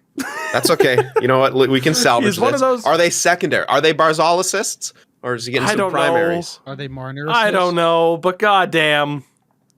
Like, still, I'm not wrong for saying that you'd want Voracek to have more than 1 goal. Yeah, but he's always more of a he and passer, Atkinson though, are different. Yeah. He's always been more of a passer, and that's what I've heard from Flyers fans. It's like, oh, he doesn't shoot the damn puck. I just didn't expect him to have the second highest point total on the team behind Oliver Bjorkstrand. Dude, I'm so happy about Bjorkstrand. Sorry, Sometimes you get it wrong, everybody. Every time we bring someone up from my fantasy team, I'm just like, God damn, I made some good picks. All my sleeper picks. Carter Hart, the last one. Bjorkstrand, I got super late. Hell yeah. Damn it, Bjork. Damn it, Voracek. Just damn it. We'll move on because I'm mad. The Carolina Hurricanes beat the St. Louis Blues 3-2. Shout out to Brady Shea and Brendan Smith. First goals of the year. Aho has 6 now. Alex Lyon, former Flyer, was the winning goalie for the Hurricanes. For the Blues, Tarasenko has 6 on the year. Buchnevich has 4. Not too much to talk about. From what I've noticed, if I get it wrong, don't worry, Alex will tell me. You didn't mention Joel Hofer again. And then the Preds beat the Coyotes 4-1. Coyotes at 1-13-1 as of Saturday night. Matt Duchene scored his 9th, and we already talked about Matt Duchene, who has already passed his goal and point total from the prior season. Yeah, Matt Duchene. How do you feel about It's ridiculous. How do you feel about giving me that Duchene jersey now, Tougie? I kind of regret it, to be honest. Hold on, I'm gonna grab it right. It's right I had a Colorado Duchene jersey. I elected as to. Memorial. Do you want it back? Yeah. I'm okay. I mean, again, I bought a McKinnon jersey. I'm like, I don't need 2 Avs jerseys. Everything's okay. Right here. Perfect. But that Duchene jersey, yeah, it's kind of haunting me a little bit. Also for Nashville, Roman Josi, 5th and 6th goals of the year. He has been very, very efficient offensively, which surprises absolutely nobody because Roman Josi is the best. No, So, he's amazing. there you I go. love him. On the Side flip note, side, can you get a Go ahead. Lebank jersey and then give it away so that he can play good? it's me. Yeah. I did this. You did this. I'm you're the all reason control. why Matt Duchene is good. Oh my God! So if anybody wants to sauce me a little bit of money in a jersey to sell, then hey, you too could have one of your favorite players snap out of a slump. It's me, Roman. It was me all along. Jesus. This next stat makes me laugh. Is that Jake Chikrin No. only has 1 goal on the season? No, next. I don't No, care. not that one. No one cares The about next Arizona. game. Don't make Deke tap the sign. I just feel 'Cause he's bad good. that Chikrin's being I dragged know. down by this team. I That's know. all. I do love me some Jake Chikrin. Him and Keller, man. Ugh. That guy's got like a Got it. square chin, he's like chiseled, and I'm like, holy shit. He's the Giga Chad. God damn it. He's the Giga Chad of the desert. Jake Chad. God, Jake Giga Chad Chitrin. you'll get there. I'll get there. Much like the Dallas Stars, who finally got there when they Yeah. beat the Philadelphia Flyers 5-2. That was Dallas's first regulation win How does of that the even season. work? What? It's your 5th win, and that's your first regulation win. Imagine. Oh my God. Shout out to guys like Luke Glendening and Joe Pavelski, who have 4 goals on the year. Sagan scored his 5th. For Philadelphia, JVR looks kind of cooked again after a great season last year, and Ivan Provorov also just scored his 1st. But Dallas has been one of the weirdest teams to watch over the past 2 to 3 seasons now. Where it's like, oh my God, when are they finally going to do something? Oh my God, they made it to a cup final. Oh my God, they're trash because COVID is just destroying their team. It's been a very bizarre time for Dallas Stars fans, and I'd love to know. Maybe we'll have to get one Mr. Twitch.tv/OG Kevin Bacon on the show at some point, which would be a trip and a half. Oh my but God. I want to know what expectations are for Stars fans at this point in time. Is it you should at least be a playoff team? Is it more than that, less than that? I'm really intrigued to know kind of where the mindset is for the Stars fan base as a whole. The Avalanche beat the Sharks 6-2 on Saturday, Sinsky. Yes, they did. The only positive note I have for the Sharks is that Logan Couture has 6 goals on the year now. That's pretty much all I got. Carlson came back, and Carlson got a point. Worth it. There you go. I didn't know he had missed any time. See, this is what happens when you're not Carlson. Yeah, it was Carlson, Middleton, Vlasic, and Shimmick. They were all in COVID protocol. Oh, yeah, that's right. Jesus. I mean, in fairness, Ottawa's outrageous disaster situation has kind of overshadowed anyone else's. I will say, struggles. since Sharks didn't play on Sunday, there's been some talk from Bugner, and he's saying, that Vlasic-Shimmick pairing there, he's saying below average at best, or average at best, is how they've been playing, which is damning. It's seeming like he's no longer trying to keep Vlasic afloat, because we have all these young we have a logjam of young defensemen who could play at the NHL level and shut things down in a way that's more effective. I mean, hell, even in my opinion, Ryan Merkley could seemingly be a better on shut things down better than Vlasic or Shimmick at this point, which sucks. But it's also I think coach has completely given up on trying to keep them afloat even for the trade value's sake. At this point, it's like, GM, whatever. Like, I ain't going to talk these guys up anymore. Maybe they need a kick in the ass in the media. But yeah, that was I didn't watch that game, fortunately. Didn't miss much. No, yeah. Except for the Avalanche giving them a thrashing. But yeah. Before talking about Colorado, then, we've had this conversation about the Sharks. In terms of what do they do with certain contracts. And I want to, let's go with the question game here. All right. In terms of some of the contracts that I look at, and I'm like, oof. Logan Couture, obviously going nowhere. Yeah, he's captain. He's good. I love him. I mean, in terms of, like, how content are you with 5 years left after this year at $8 million? Very content. Good with that? Very content. Because the way Couture is, we know he's going to heat up in the playoffs because he always does. He is solid. He keeps developing more and more aspects of his game. He's never really been the biggest skater as a strength. He's a solid skater, but as that skating game maybe, starts to decline throughout the tail end of that contract, it won't affect him as much as, say, it did to a Patrick Marleau, who had a harder time transitioning, as we saw on the Leafs. He'll be like Joe. Yeah, he'll be more like, except, obviously without the awesome playmaking ability, but he does a lot of good things and he plays great defensive games. So yeah, I'm not worried about that contract. Timo Meier, I'd obviously imagine that you're maybe a bit anxious to be like, okay, he's an RFA at the end of next year, but he's going nowhere. Yeah, so that's not concerning. And he's having a bit of a comeback year this year. So I don't think it's enough, since especially if you're taking last year into account, it's not enough to warrant that guy. I don't think $8 million. I'm thinking 7 max if you get, and it should be lower than 7. He's on 6 now. I know, but it needs to be that for a longer term or nowhere really above 7, because in my opinion, he hasn't shown the consistency over the term of his bridge. That's what a bridge deal is for. It's to, hey, during this time, can you earn this contract? Do you deserve more? And if Wilson, I don't know, have someone else have Wilson do the trades and all the good shit like that. Have someone else negotiate contracts, because he seems to have a goddamn soft spot for these guys. Hurdle, obviously, I think has to be the big worry right now. UFA at the end of the year, whether or not he'll stay. If he doesn't stay, here's the thing with Hurdle, and I'll probably get a hell of a lot of heat with Sharks fans about it. Do not sign that man above $8-9 mil at all. And some people are saying sign him no matter what. No. Not with his injury history, not with his knees. That's fair. You cannot do that if you're doing it long term. And if we're looking to be a 500 team or at least around this level that we're playing at, I mean 7-6-1 is not great. We started fine, but again, you start falling off when teams start to figure it out. Probably trade bait, and should be traded and as high as possible and get as much back as possible, because we're not even sure if he wants to resign. Don't let him Tavares us. Fair. You mentioned Kevin Lebank a couple times. He's got 2 years left after this at 4.725. Yeah. I'd imagine from the look on your face, you're like, yeah, he could go soon, please. Yeah, I would.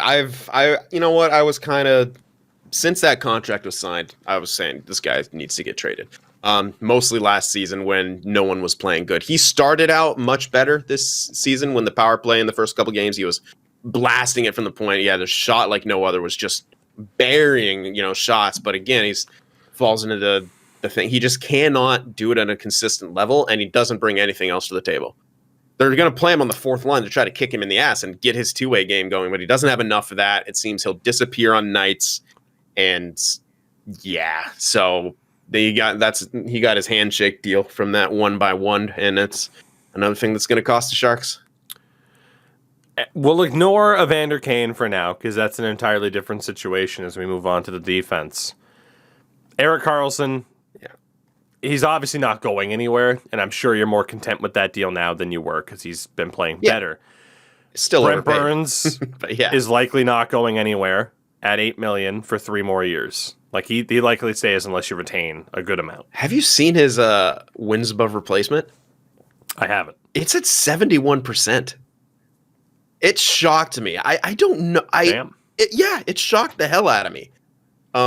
His wins above replacement. He's still really good at play driving. Obviously not great even strength defense. That's never been part of his game. But I was legitimately surprised to see that his wins above replacement was still at that sort of high of a level, and his even strength offense as well. I think in the 80 percentile. very, very solid. And it's kind of nuts that he's continuing to do that now into his later 30s, and it's making his contract look not great still, but it's much, much better than it could have been. So that brings me to the entire reason I wanted to ask you about numerous people on the team. Because again, ignore Evander Kane, because I think we have to, right? I mean, there's a decent shot that he gets bought out in some way, shape, or form. But if we don't factor Evander Kane into the situation, Marc-Edouard Vlasic, 4 more years at $7 million. 4 after He's this? 34. He's got 4 more years after this. Fuck me. At $7 million, he is 34 years old. Yeah. He has to be the guy that gets bought out, right? Like, honestly, I mean, if, like, he and Kane, like, it's just, you got to assess the risk, right? Yeah. And here's the thing. For Marc-Edouard Vlasic, the cap hit, honestly, isn't that bad, in my opinion. So if you were to buy him out, heading into next year, he'd cost about 3.7 in terms of a cap hit. Mm-hmm. Then 1.4. But then he's got that weird bounce back for 2 years. So it goes 3.6, 1.4, 4.1, 5.1, and then 1.6 for 4 years after that. yeah, that's too much. I'd still do it, though. I wouldn't. So that was my question for you. Mm. Is he that much of an anchor that it makes that buyout worth it or not? And your answer seems to be no. I would say no. I would say continue to try to play him with another pairing that could lift him up and carry his ass, and not a offensive defenseman, because Vlasic simply isn't the shutdown that he once was. However, if you think back to Vlasic's career and where he would always succeed the most, it was with another responsible defenseman. Scott Hannon. I think he even played with Rob Blake for a bit of time. Justin Braun. These are all other solid defensemen that he's had the most success with. And I think if you can find him one of these guys, whether it's a Hataka or a Milosh, someone of this regard who can just boost his play up enough, because it's not Shimmick. It clearly isn't Shimmick. Just someone who could. That's another issue. Shimmick's being paid like 2.5 when he was the Wookiee Whisperer, when he was the guy playing with Burns, and they were incredible together. Well, that's our third title option. Then he had the knee thing. Oh, Shark's knees are in great shape. Jumbo's knees, Hurdle's knees, Shimmick's knees. But yeah, it's so that's the thing. My best bet is, go the statistical growth road with Vlasic. Try to boost his ass up so that someone maybe wants him in a trade and is, crazy enough to take a chance on him. I just don't see it happening. For Colorado as well. Fair enough. Like I said, I wanted to get your opinion on that. For Colorado as well, Alex Newhook scored his first goal. Sam Girard, who's been in trade talks, apparently scored his first. I think that would be an incredibly dumb decision to move on from him. But they also lost JT Compher to injury with an upper body injury, because I'll never say what it is. He was tied for the team lead in goals with 5. And again, McKinnon's out as well. So the Avs are at 6-5-1. We'll see how much in terms of playoff positioning that these early injuries really kind of affect them heading down the stretch. The Vegas Golden Knights beat the Vancouver Canucks 7-4. Back-to-back games with the Canucks allowing 7 goals. Evgeny Dadonov scored his 4th and 5th of the year. Marchessault scored his 8th and became the first player in Golden Knights history to reach 100 goals for the club. It would have been Wild Bill Carlson, but he had some injury troubles. Carlson sits at 97. Incredible these two haven't been traded yet, based off of how Vegas works. Vegas high That was my rollers. Fuck. The all-time leading scorer in Vegas Golden Knights history has 99 goals because they trade anyone before they can hit 100. It wouldn't have surprised me. For the Canucks as well, only positives. JT Miller 7th, Hoaglander's 3rd and 4th. Again, Canucks fans, we'll see you at the end of the show here. And the final game on Saturday, we talked about a great moment for Zach Fucale. This was another moment that you will see at end-of-season highlight reels. Minnesota beat Seattle 4-2. Rem Pitlick scored his first 3 career goals for a hat trick in the same game, which is just cool as shit. Yeah, that's awesome. I mean, come on, man. That's unbelievable. And I mean, Rem Pitlick, it's Tyler's cousin, by the way. Yeah, I mean, he was the 3rd round pick of Nashville in 2016. He was really good for the Golden Gophers in Minnesota. Like, his final NCAA year, he had 45 points in 38 games. Jeez. That's pretty goddamn good. And he did okay in the AHL. And then last year, just couldn't really get it clicking with Nashville. And then they moved on. And, there have been at times, I want to shout out, we'll go with friend of the channel, one Mr. Wild Hockey 74, also on twitch.tv, but at the same name. But, he made the point, and I agree with him that Bill Guerin, granted, is a controversial kind of guy at the moment. But Bill Guerin, in terms of talent assessment, I mean, Endo, it's, you could call it a fluke, or you could say, oh shit, that was actually a well-timed kind of target to be like, oh, this guy was good in the NCAA, he didn't make it with Nashville, let's go get this guy. And we see that happen with a lot of different teams, right? I mean, hell, not exactly a similar situation, but you look at Toronto and they're just like, well, Andre Kosh is good if he's healthy, let's give him a shot. So far, so good. So, I mean, it takes talent for a GM to be like, yeah, hey, let's give a guy a shot. Yeah, another thing, too, is some players do well in some systems and they don't do in others. Example, Zach Fucali getting called up, finally getting his chance to play, is a clear testament to him being buried between franchises with tons of goaltender depth, and that takes a toll on you, especially everything going on and having to go from A to E to A to E to overseas for a little bit and then coming back and all that. To get back on track a little bit, sometimes the one place you go isn't the best place for you. And it takes a lot to realize that as well. And for GMs to go take a chance on someone like that it's big. It's huge. It's definitely a good thing that he was able to find a team that can use him for his skills and what he has to offer. And I'm happy for him. We'll move on to Sunday, last night of games that we have to talk about here on the show. And this is where we'll get into some of those heavier topics, so to speak. Not necessarily heavy, but like more discussion based, I'd say. The Calgary Flames beat the Ottawa Senators 4-0. Dan Vladar, former Boston Bruin, gets his first career shutout, which was great to see. Andrew Mangiapane scored his 10th. Elias Lindholm is 8th, Matthew Tkachuk is 7th, and Walker Duehr became the first South Dakotan, I think that's what you call yourselves, to play in the NHL, which was pretty cool. And also, so for Calgary, they're 8-3-4. They've been better than a lot of people expected. This was a positive win. Yes, the Sens were beat to shit, and we're about to get to that. This is a good weekend for them. They get this win. Jerome McGinley went to the Hockey Hall of Fame, which was awesome. I just loved seeing, here's Jerome McGinley with this plaque. Yes. Just, yes. It was great. But for the Sens, this COVID outbreak that we talked about earlier last week, it's gotten worse. 10 players out. Associate coach Jack Capuano, yes, Islanders fans, that's where he ended up, also out. Their AHL team was completely decimated in terms of call-ups. They call up someone like Eric Brandstrom, he breaks his hand.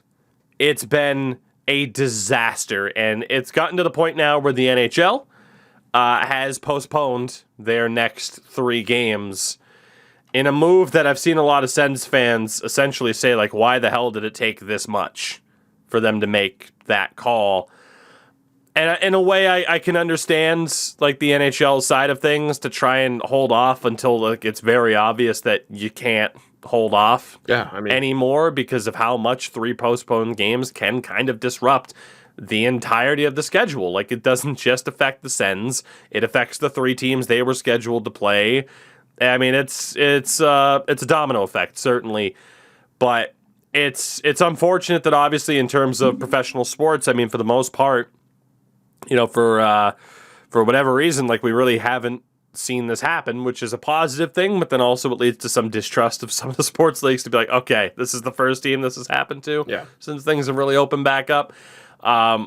obviously, like the base layer of this is that you hope everyone within the Sens organization is okay, but it like there's a lot to it, right? Like it is kind of shocking that it took this much, 10 players going down with COVID and other injuries for the NHL to be like, okay, we can't possibly do this. But on the flip side, like I mentioned, it is a little bit understandable. For me, it's like I think when they had like 5 people out, I heard talks already of like, how are they going to let these games be played? How are they doing this? And like over here in the West Coast, where Sharks fans, we're sitting here like we had 7 players out. We played 5 games with missing 7 players and our head coach. Where the hell was the conversation about the rescheduling? Like, it's so crazy how like the East and Canada, especially, all of a sudden, like these bad things happen, and it's fucking stop the presses. We have to change something. We need a rule change. We need, like, I can understand to a point, but like for me, in a rare case here, I understand the NHL side more than anything. And yeah, you have to stop it when it gets to a point. But people's anger at the NHL, it's like, also, what kind of precedent would that set? If they're missing 5 players, like, all right, we'll postpone your games. Meanwhile, you have other teams, like I said, the Avalanche had some issues. The Sharks missing 7 players and a coach. If you don't postpone their games, what does that say? Like, do you care more about these teams, these Canadian teams and stuff? So I understand why they did it. That's just a horrible string of bad luck. Fortunately, organizational depth-wise, the Sharks had what it took to at least field, 2 teams at once. But yeah, with the Ottawa thing, pretty rough, but I'm assuming they probably don't have. I don't know how many players under contract does that organization have? Because that's I can check cap friendly real quickly and compare it to San Jose. I mean, there's also the factor as well of how many AHL guys like they have under contract there. Not Ottawa, but the team itself in Belleville. That's what I meant. How many people they might have. The Sens 46 out of 50 contracts. The Sharks 46 out of 50 as well. But I presume different injury struggles and again maybe different amount of guys. Like I know the Belleville Sens just had to make a trade as well, if I'm not mistaken. I think it was with Rockford. Wow, an because AHL of these only injuries. Trade. Wow. Yeah, the rare AHL only deal I think was also just made this past week as well. Are there AHL GMs? I mean, I guess there's got to be. Yeah. What the fuck do they do? They manage the. It's really weird when you look at it. So the AHL has contracts for the NHL, AHL contract, 2 weeks there. Yeah. They have their AHL contracts, and they have their AHL, ECHL contracts. So they manage all 3. So on a given period of time, you can have a certain max amount of players can be playing on the ice that are AHL players, like either AHL or ECHL, because it's still a development league. Right. So the big point of it is to develop prospect for the NHL. So they prioritize having more NHL players instead of having more AHL or ECHLers. If that makes any sense. Last time I checked, it was you can have like a max amount of like I think it's like 8 or 10 AHL players on there, and if you're like a veteran, you get exempt from that, I believe. And on like a roster for game night, and it's like there's a lot of like different rules, different like things to figure out. It's very confusing when you look at it from like a outside perspective, but once you break it down a little bit, it makes a little bit more sense. You just have to manage like 3 different tiers all at the exact same time. Wow. Okay. Yeah, so I mean, like for example, like there are some teams where, like Ottawa, for example, who's the GM of the Belleville Sens? It's Pierre Dorian. He manages both. Like he has essentially like complete organizational control. Shit. On the flip side, for the Sharks, it's a man by the name of Joe Will. Yep. Who has been with the Sharks since 1990. I guess he was the director of scouting, and he's not anymore. Yes, he was the director of scouting for. Dude, he was so Joe Will of the Sharks. Again, he's been there since day one, essentially. Yeah, was the director of scouting until '97. Was then the assistant GM until 2004. Then the director of hockey operations until 2011, and then the assistant general manager until 2013-14, when he then also started being the manager of the AHL club. And then in 1920, he was vice president of the Sharks. He's done everything for that organization and for the Leafs. The GM of that team is a man by the name of Ryan Hardy, who is actually only 35. He's a former scout for the Boston Bruins. and also serves as the director of hockey operations for the Leafs and is GM of the Marlies and the Growlers. It's different. It's different depending on organization. Cool. Yeah, reminder that and how they split that up. Yeah, reminder that Kyle Dubas was the former GM of the Toronto Marlies, so that's why it works. They work in tandem basically together. Yeah. So usually you'd have a guy who's a rep of the NHL team work with the AHL team or the ECHL in this case. For example, recently there was an issue with the Newfoundland Growlers where they had to relocate due to some sort of issue happening at home with their arena, and they were going to bring them over here to Toronto and play in Coca-Cola Coliseum, formerly Ricoh Coliseum. And then they work very close together in a way. Okay. Yeah. It makes sense. We'll move on to this next interesting discussion point here. The Edmonton Oilers beat the St. Louis Blues 5-4 on Sunday night. Conor McDavid scored his 10th of the season, and with that, he became the 6th fastest player to hit 600 points. Conor McDavid has 600 points already, everybody. That's insane. I just saw that. I saw that number. I was just like, what?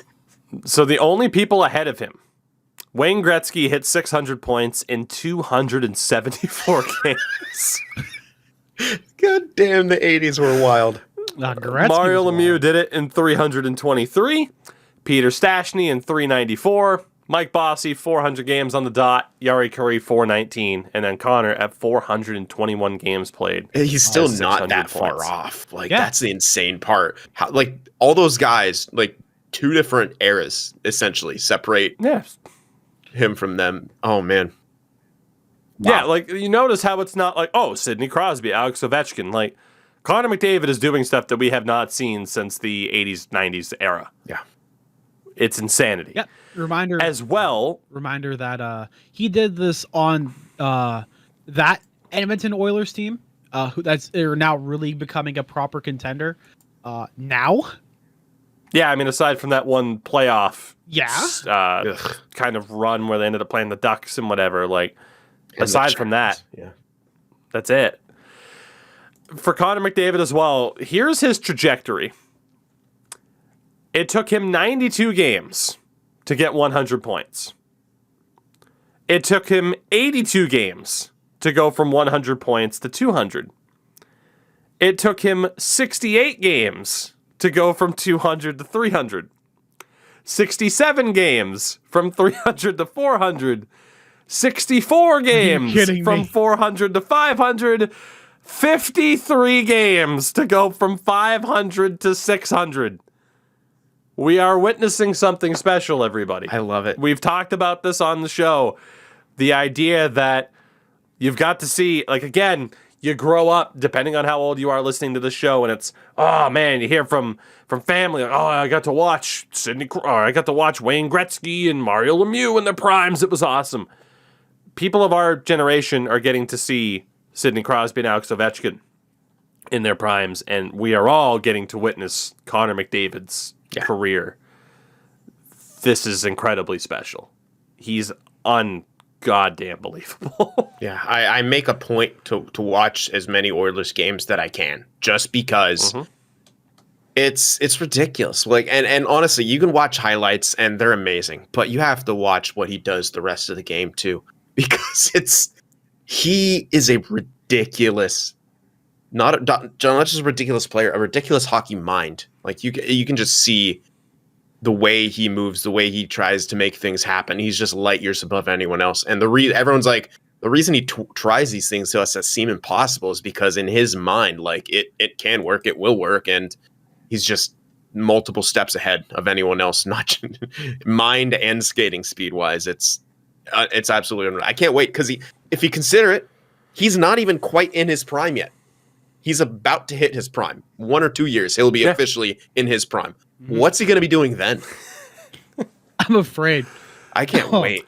I'm afraid too, because that brings us into talking about John Tortorella. Now, Sin mentioned earlier in the Oilers-Bruins game, literally one of the worst examples I've ever seen of a non-call on a tripping pen. And John Tortorella's comments can essentially be summed up as saying, shut up and adapt.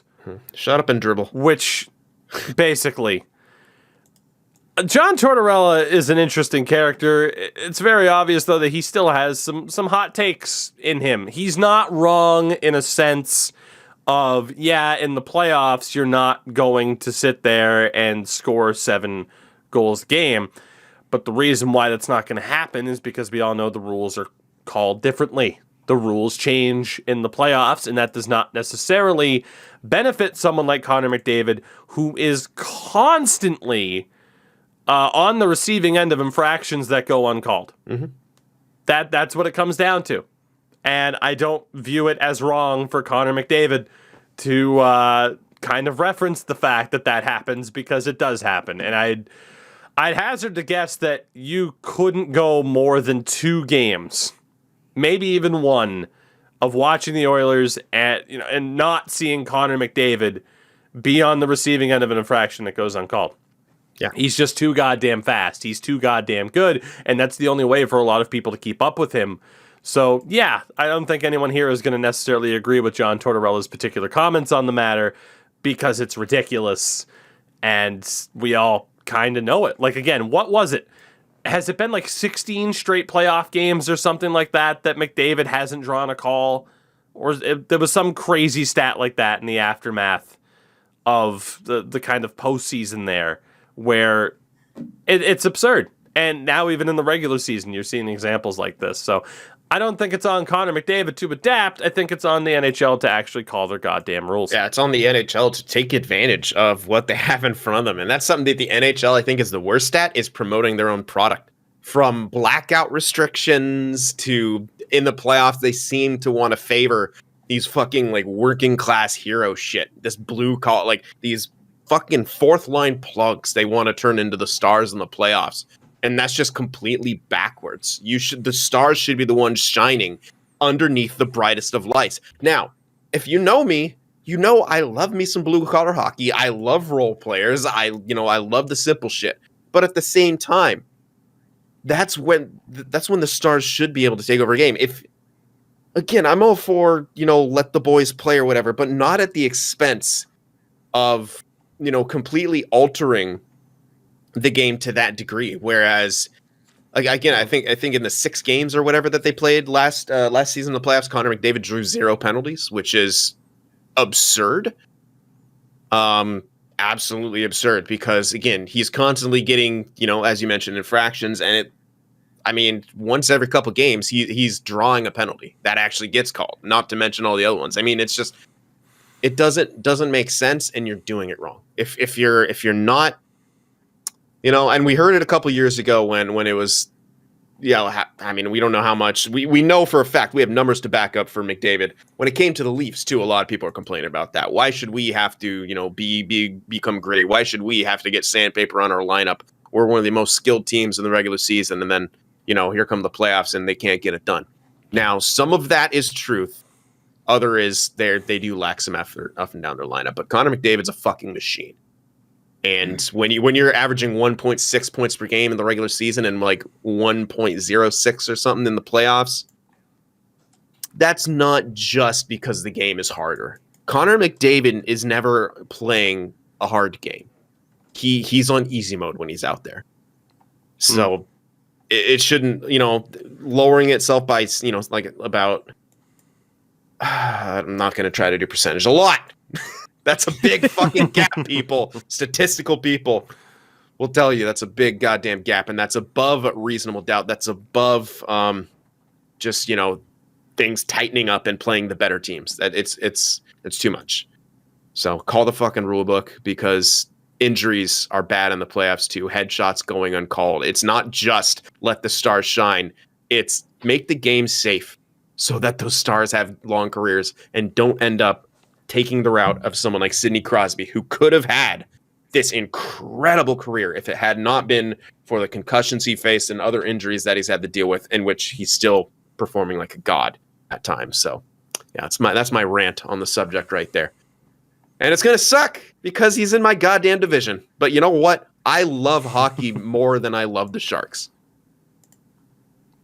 God, who was it that had that hot take on the weekend that basically said the opposite There was someone who had like the ultimate hot take. I'm trying to find it. Basically the opposite in terms of the McDavid stuff, where it was people care more about their teams than they do the actual sport. Oh, he deleted it too. No. It was Arthur Staple, by the way, who was an Islanders reporter for The Athletic, who I normally don't mind, but that was... Arthur, you got to stand by it. Like, I didn't delete my McDavid tweet. You got to stand by those hot takes, buddy. Oof. Endo, you want to wax poetic about McDavid, or should we talk about the little bit from the rest of this game? He's good. All right, good stuff. Thank you. Leon Draisaitl scored his 15th of the year in that game, which was also absurd. Ryan McLeod scored his first. There's an interesting stat as well about Ryan Nugent Hopkins. He got his first goal of the year.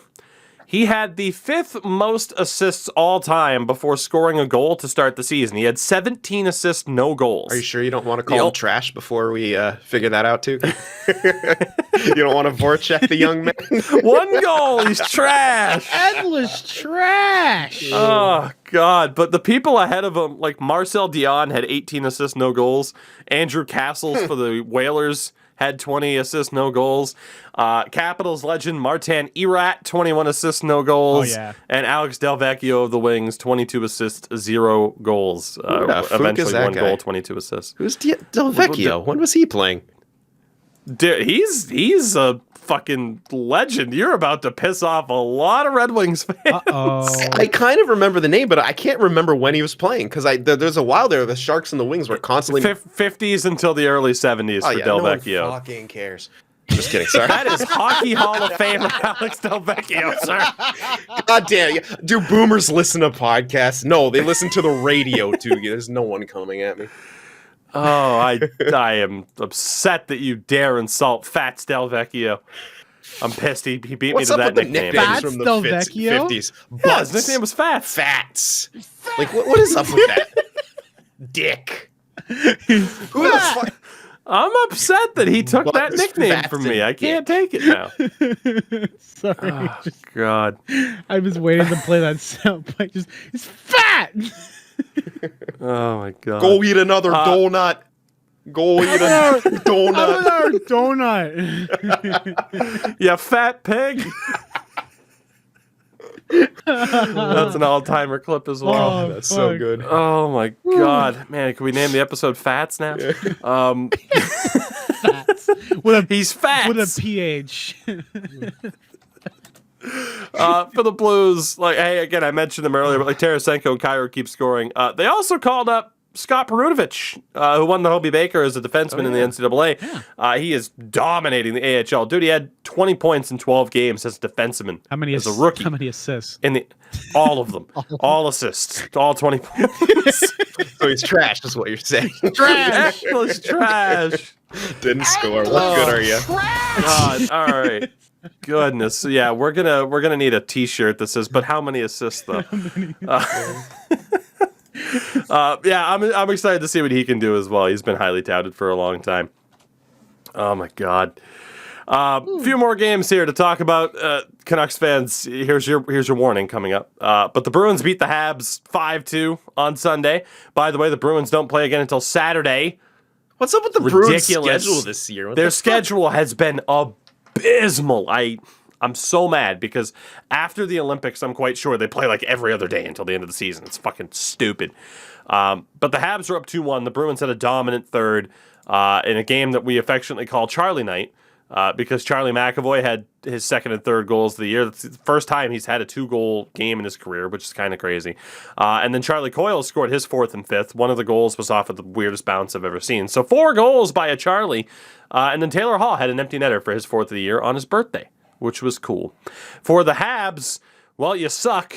And Yoel Armia finally scored his 1st of the year because the Habs suck this year. Can we all talk about endless trash? Taylor Hall and how he's in his 30s and how that is not okay? Because it was just felt like the other day that he was being drafted and played on the Oilers. What the fuck? I know. I know. Like, roster anything wise, I got to Dallas last night, and I'm like, oh, cool, Tyler Sagan's about to be 30. And then I immediately felt myself age Hello, like darkness, 16 my years old in half a second. Oh my god, it's the worst. Interesting talking point out of all of these last 3 games. We'll start off with the Rangers beating the Devils 4-3 in a shootout. Adam Fox is fourth. Lafreniere, we should talked him. He has 4 goals on the year now. For the Devils, Jesper Bratt and Dougie Hamilton each have 4 goals. Pavel Zacha, who we mentioned before, has 7. There was a crazy shootout as well. Again, the Rangers ended up winning. Thomas Tatar got robbed by Georgiev. It was nuts. But what everyone's talking about coming out of this game is that Kaapo Kakko scored his first of the year. But was it goalie interference? And I was asked about this, and I say no. Now, Let me look it up. Yeah, for those, if you guys didn't get to see the goal, feel free to check it out. Also, for those listening, feel free to check it out as well. The gist of it is that Kaapo Kakko, who I believe is a righty, is charging down to his right side of the net on a net drive, pulls backhand to the left, and scores right at the top of the crease. But there is contact with Jonathan Bernier, and people are debating. Now, it wasn't challenged, but people are debating whether or not, A, it should have been challenged, and B, whether or not it's a penalty. From the 14th, right? Yes. So to me, I don't view that goal as goalie interference, because if it is, you're essentially saying that any contact with a goalie is goalie interference, and that essentially it's not worth anybody to drive the net like that. Why is this being debated? That's nowhere close to goaltender interference, dude. The goalie was fucking beat. Like by the time contact was made. Because that's what I see as well. Now look, yes, Jonathan Bernier does get hit in the head on the play. Why is he hit in the head on the play? He's in the butterfly, so that doesn't help. That's very similar to Antti Ranta when he got floored by Ryan Lomberg. Why did he get hit in the head? Well, he dropped to one knee as he's trying to clear the puck over to the boards. I don't view this as a penalty. Like I said, it's kind of in that gray area where it's obvious the intention for Kaapo Kakko wasn't to disrupt his ability to make a save. He was scoring a goal.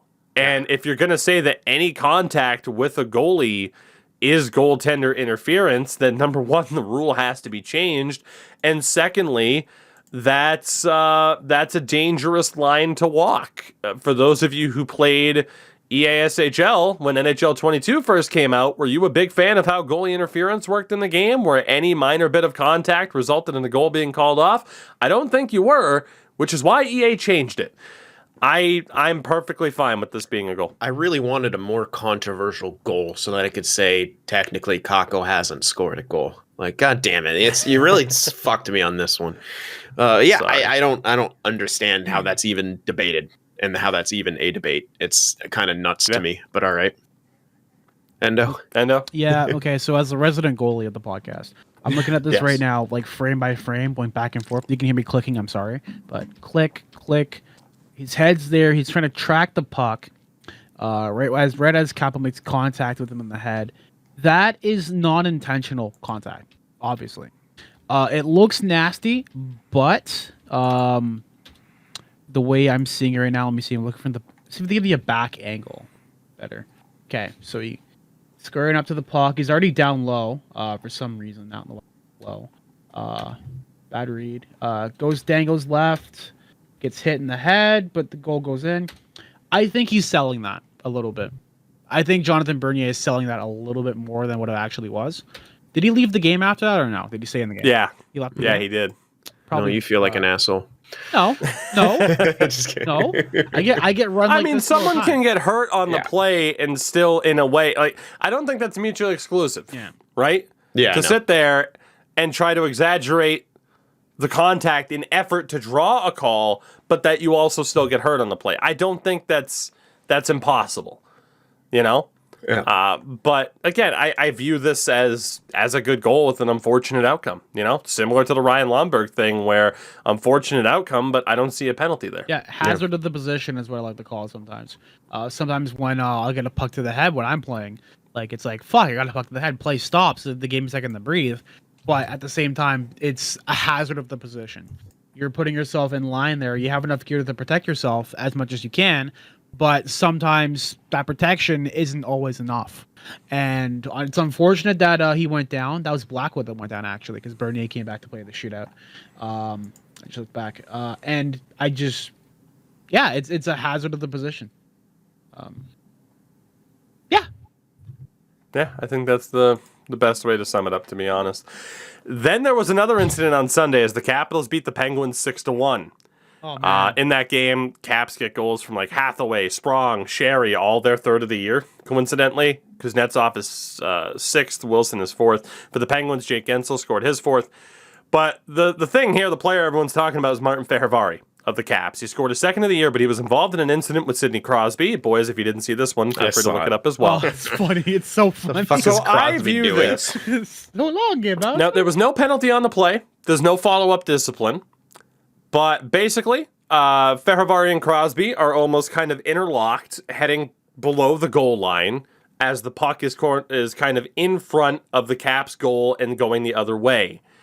I'm not going to say that there's necessarily interference on the play, but essentially Fehervary and Crosby, again, interlocked. Fehervary is, in a sense, blocking Crosby from getting to where he wants to be, and Sid's response to that was to grab a hold of Fehervary and essentially throw him into the ice, which coincidentally also went into the boards.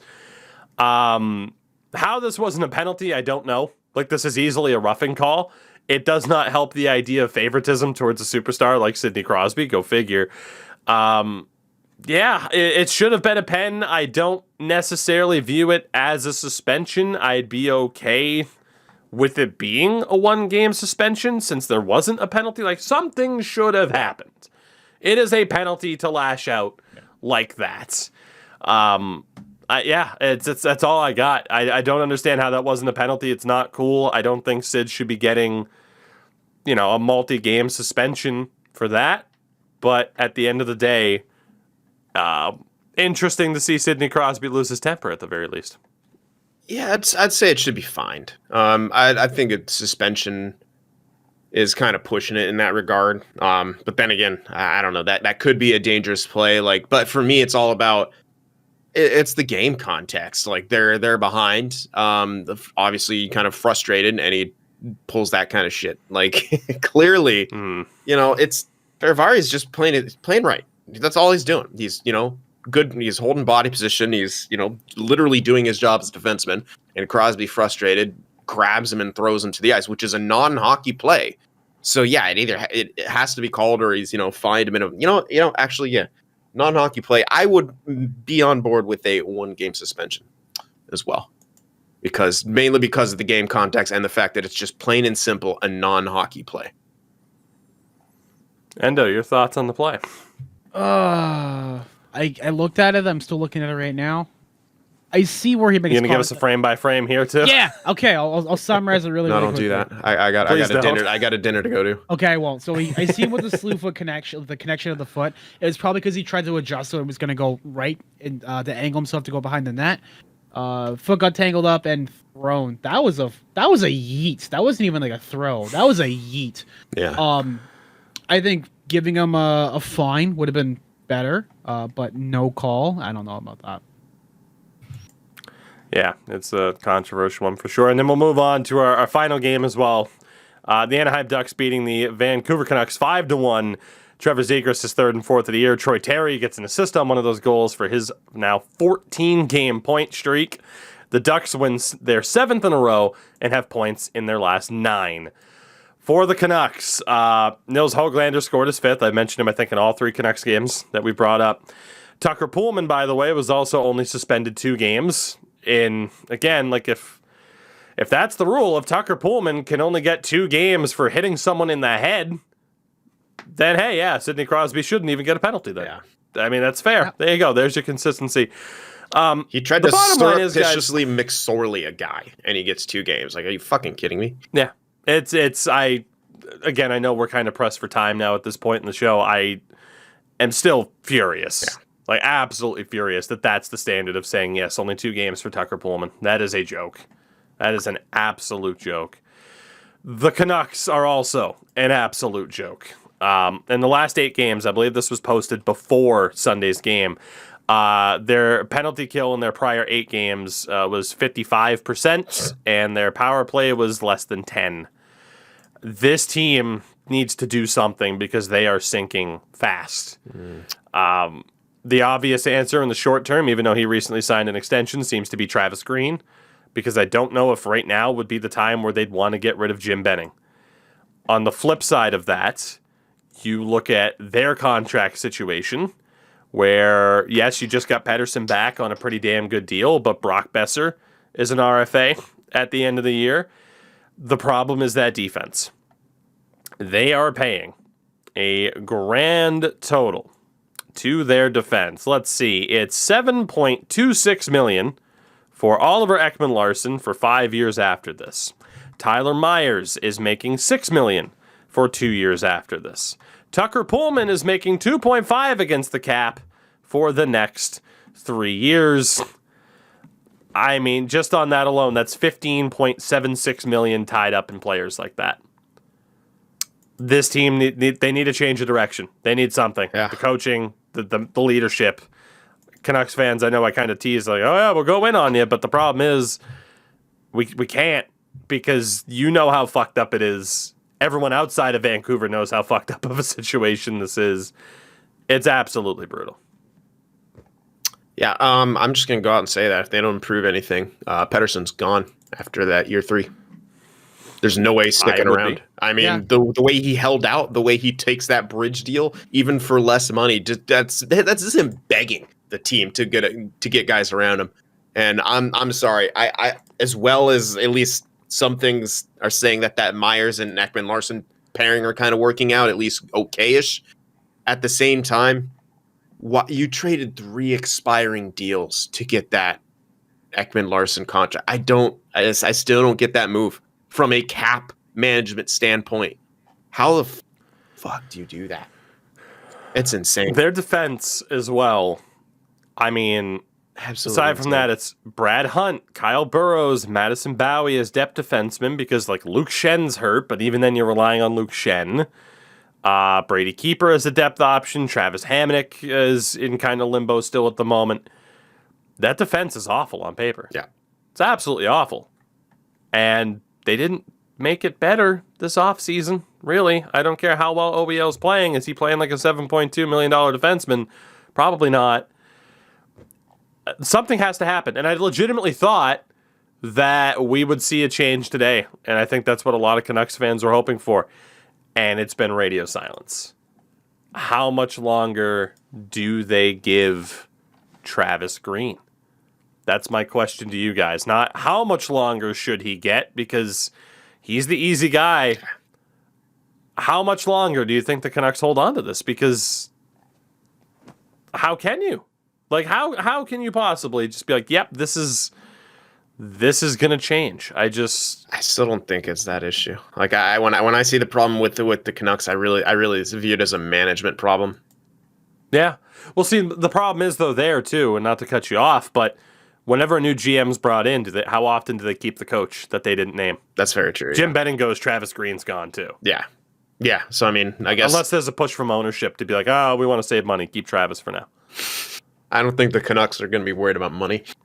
They seem to be one of those organizations never short on it. But yeah, they're going to fire the coach, and if things don't improve, I mean, if I'm ownership, you have to look at Benning at some point. He hasn't drafted poorly by any means. In fact, some of them have been pretty good, finding some of that talent in the places that he's found them, where they've gotten boned by different lotteries and stuff like that. However, I don't know. The signings, the trades, everything else is extremely questionable coming out of that office. Especially this last one. I don't care how good OEL may be playing with Tyler Myers. That's still $13+ million between two guys who are not worth $13+ million. They're simply not. You're going to have to get points out of that pairing. They can't just be good analytically and not great analytically. They're good analytically. So, I mean, it's just not enough. And you traded 3 guys on expiring contracts, which would have freed up like 10 mil at least, I think, off all those 3. It was like 3 mil for Beagle. Eriksson was at like 6, and Roussel was at, oh my God, it was even more than 10 mil. Good Lord. Yeah. And your thoughts on the Canucks here as we look to wrap up this show? It's not good. All right, good.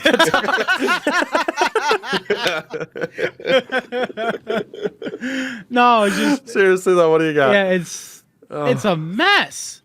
There's nothing else to say that hasn't been said. It's just like you're ruining talent. Is this going to be the new Buffalo, where it's just things just aren't working and they aren't going to go well? You have the thing is with Buffalo is here you literally have the talent, and I don't know what's going to take. If it's going to take management being like, yeah, you're gone to get this to work and get a new coaching or whatever. They need to figure out something fast, because this is a team that has potential and that has prospects that are playing now, and they're going to leave and go somewhere else if you can't get your shit together. Yep. That's what I think. So with that, everybody, we will wind things down for today. Again, it was a very, very busy, polarizing in some ways weekend in the NHL. We'll be back later this week. Look out for us on Thursday as well. Hopefully then, I don't know, the how many assists shirt. I'm going to make an inquiry about that. See what we can do about some podcast merch here. But yeah, for now, we are done here. We thank you very much for sticking with us, of course. You can find me everywhere at Tougie24, of course. You can find Sin basically everywhere at Sin FTW Prod or Productions, whatever one it may be. You can find him. Endo's out there at Endo Mills, basically everywhere. Not quite clout chasing anymore, but Yeah, fuck that shit. still grinding. Yep. Still grinding. Boys, I'll let one of you take the final word. I am done for this episode. Who's ending the show, and can you do it on a high note? I can do it on a Dan high note. Peace! What the fuck? He's left the room. That was perfect.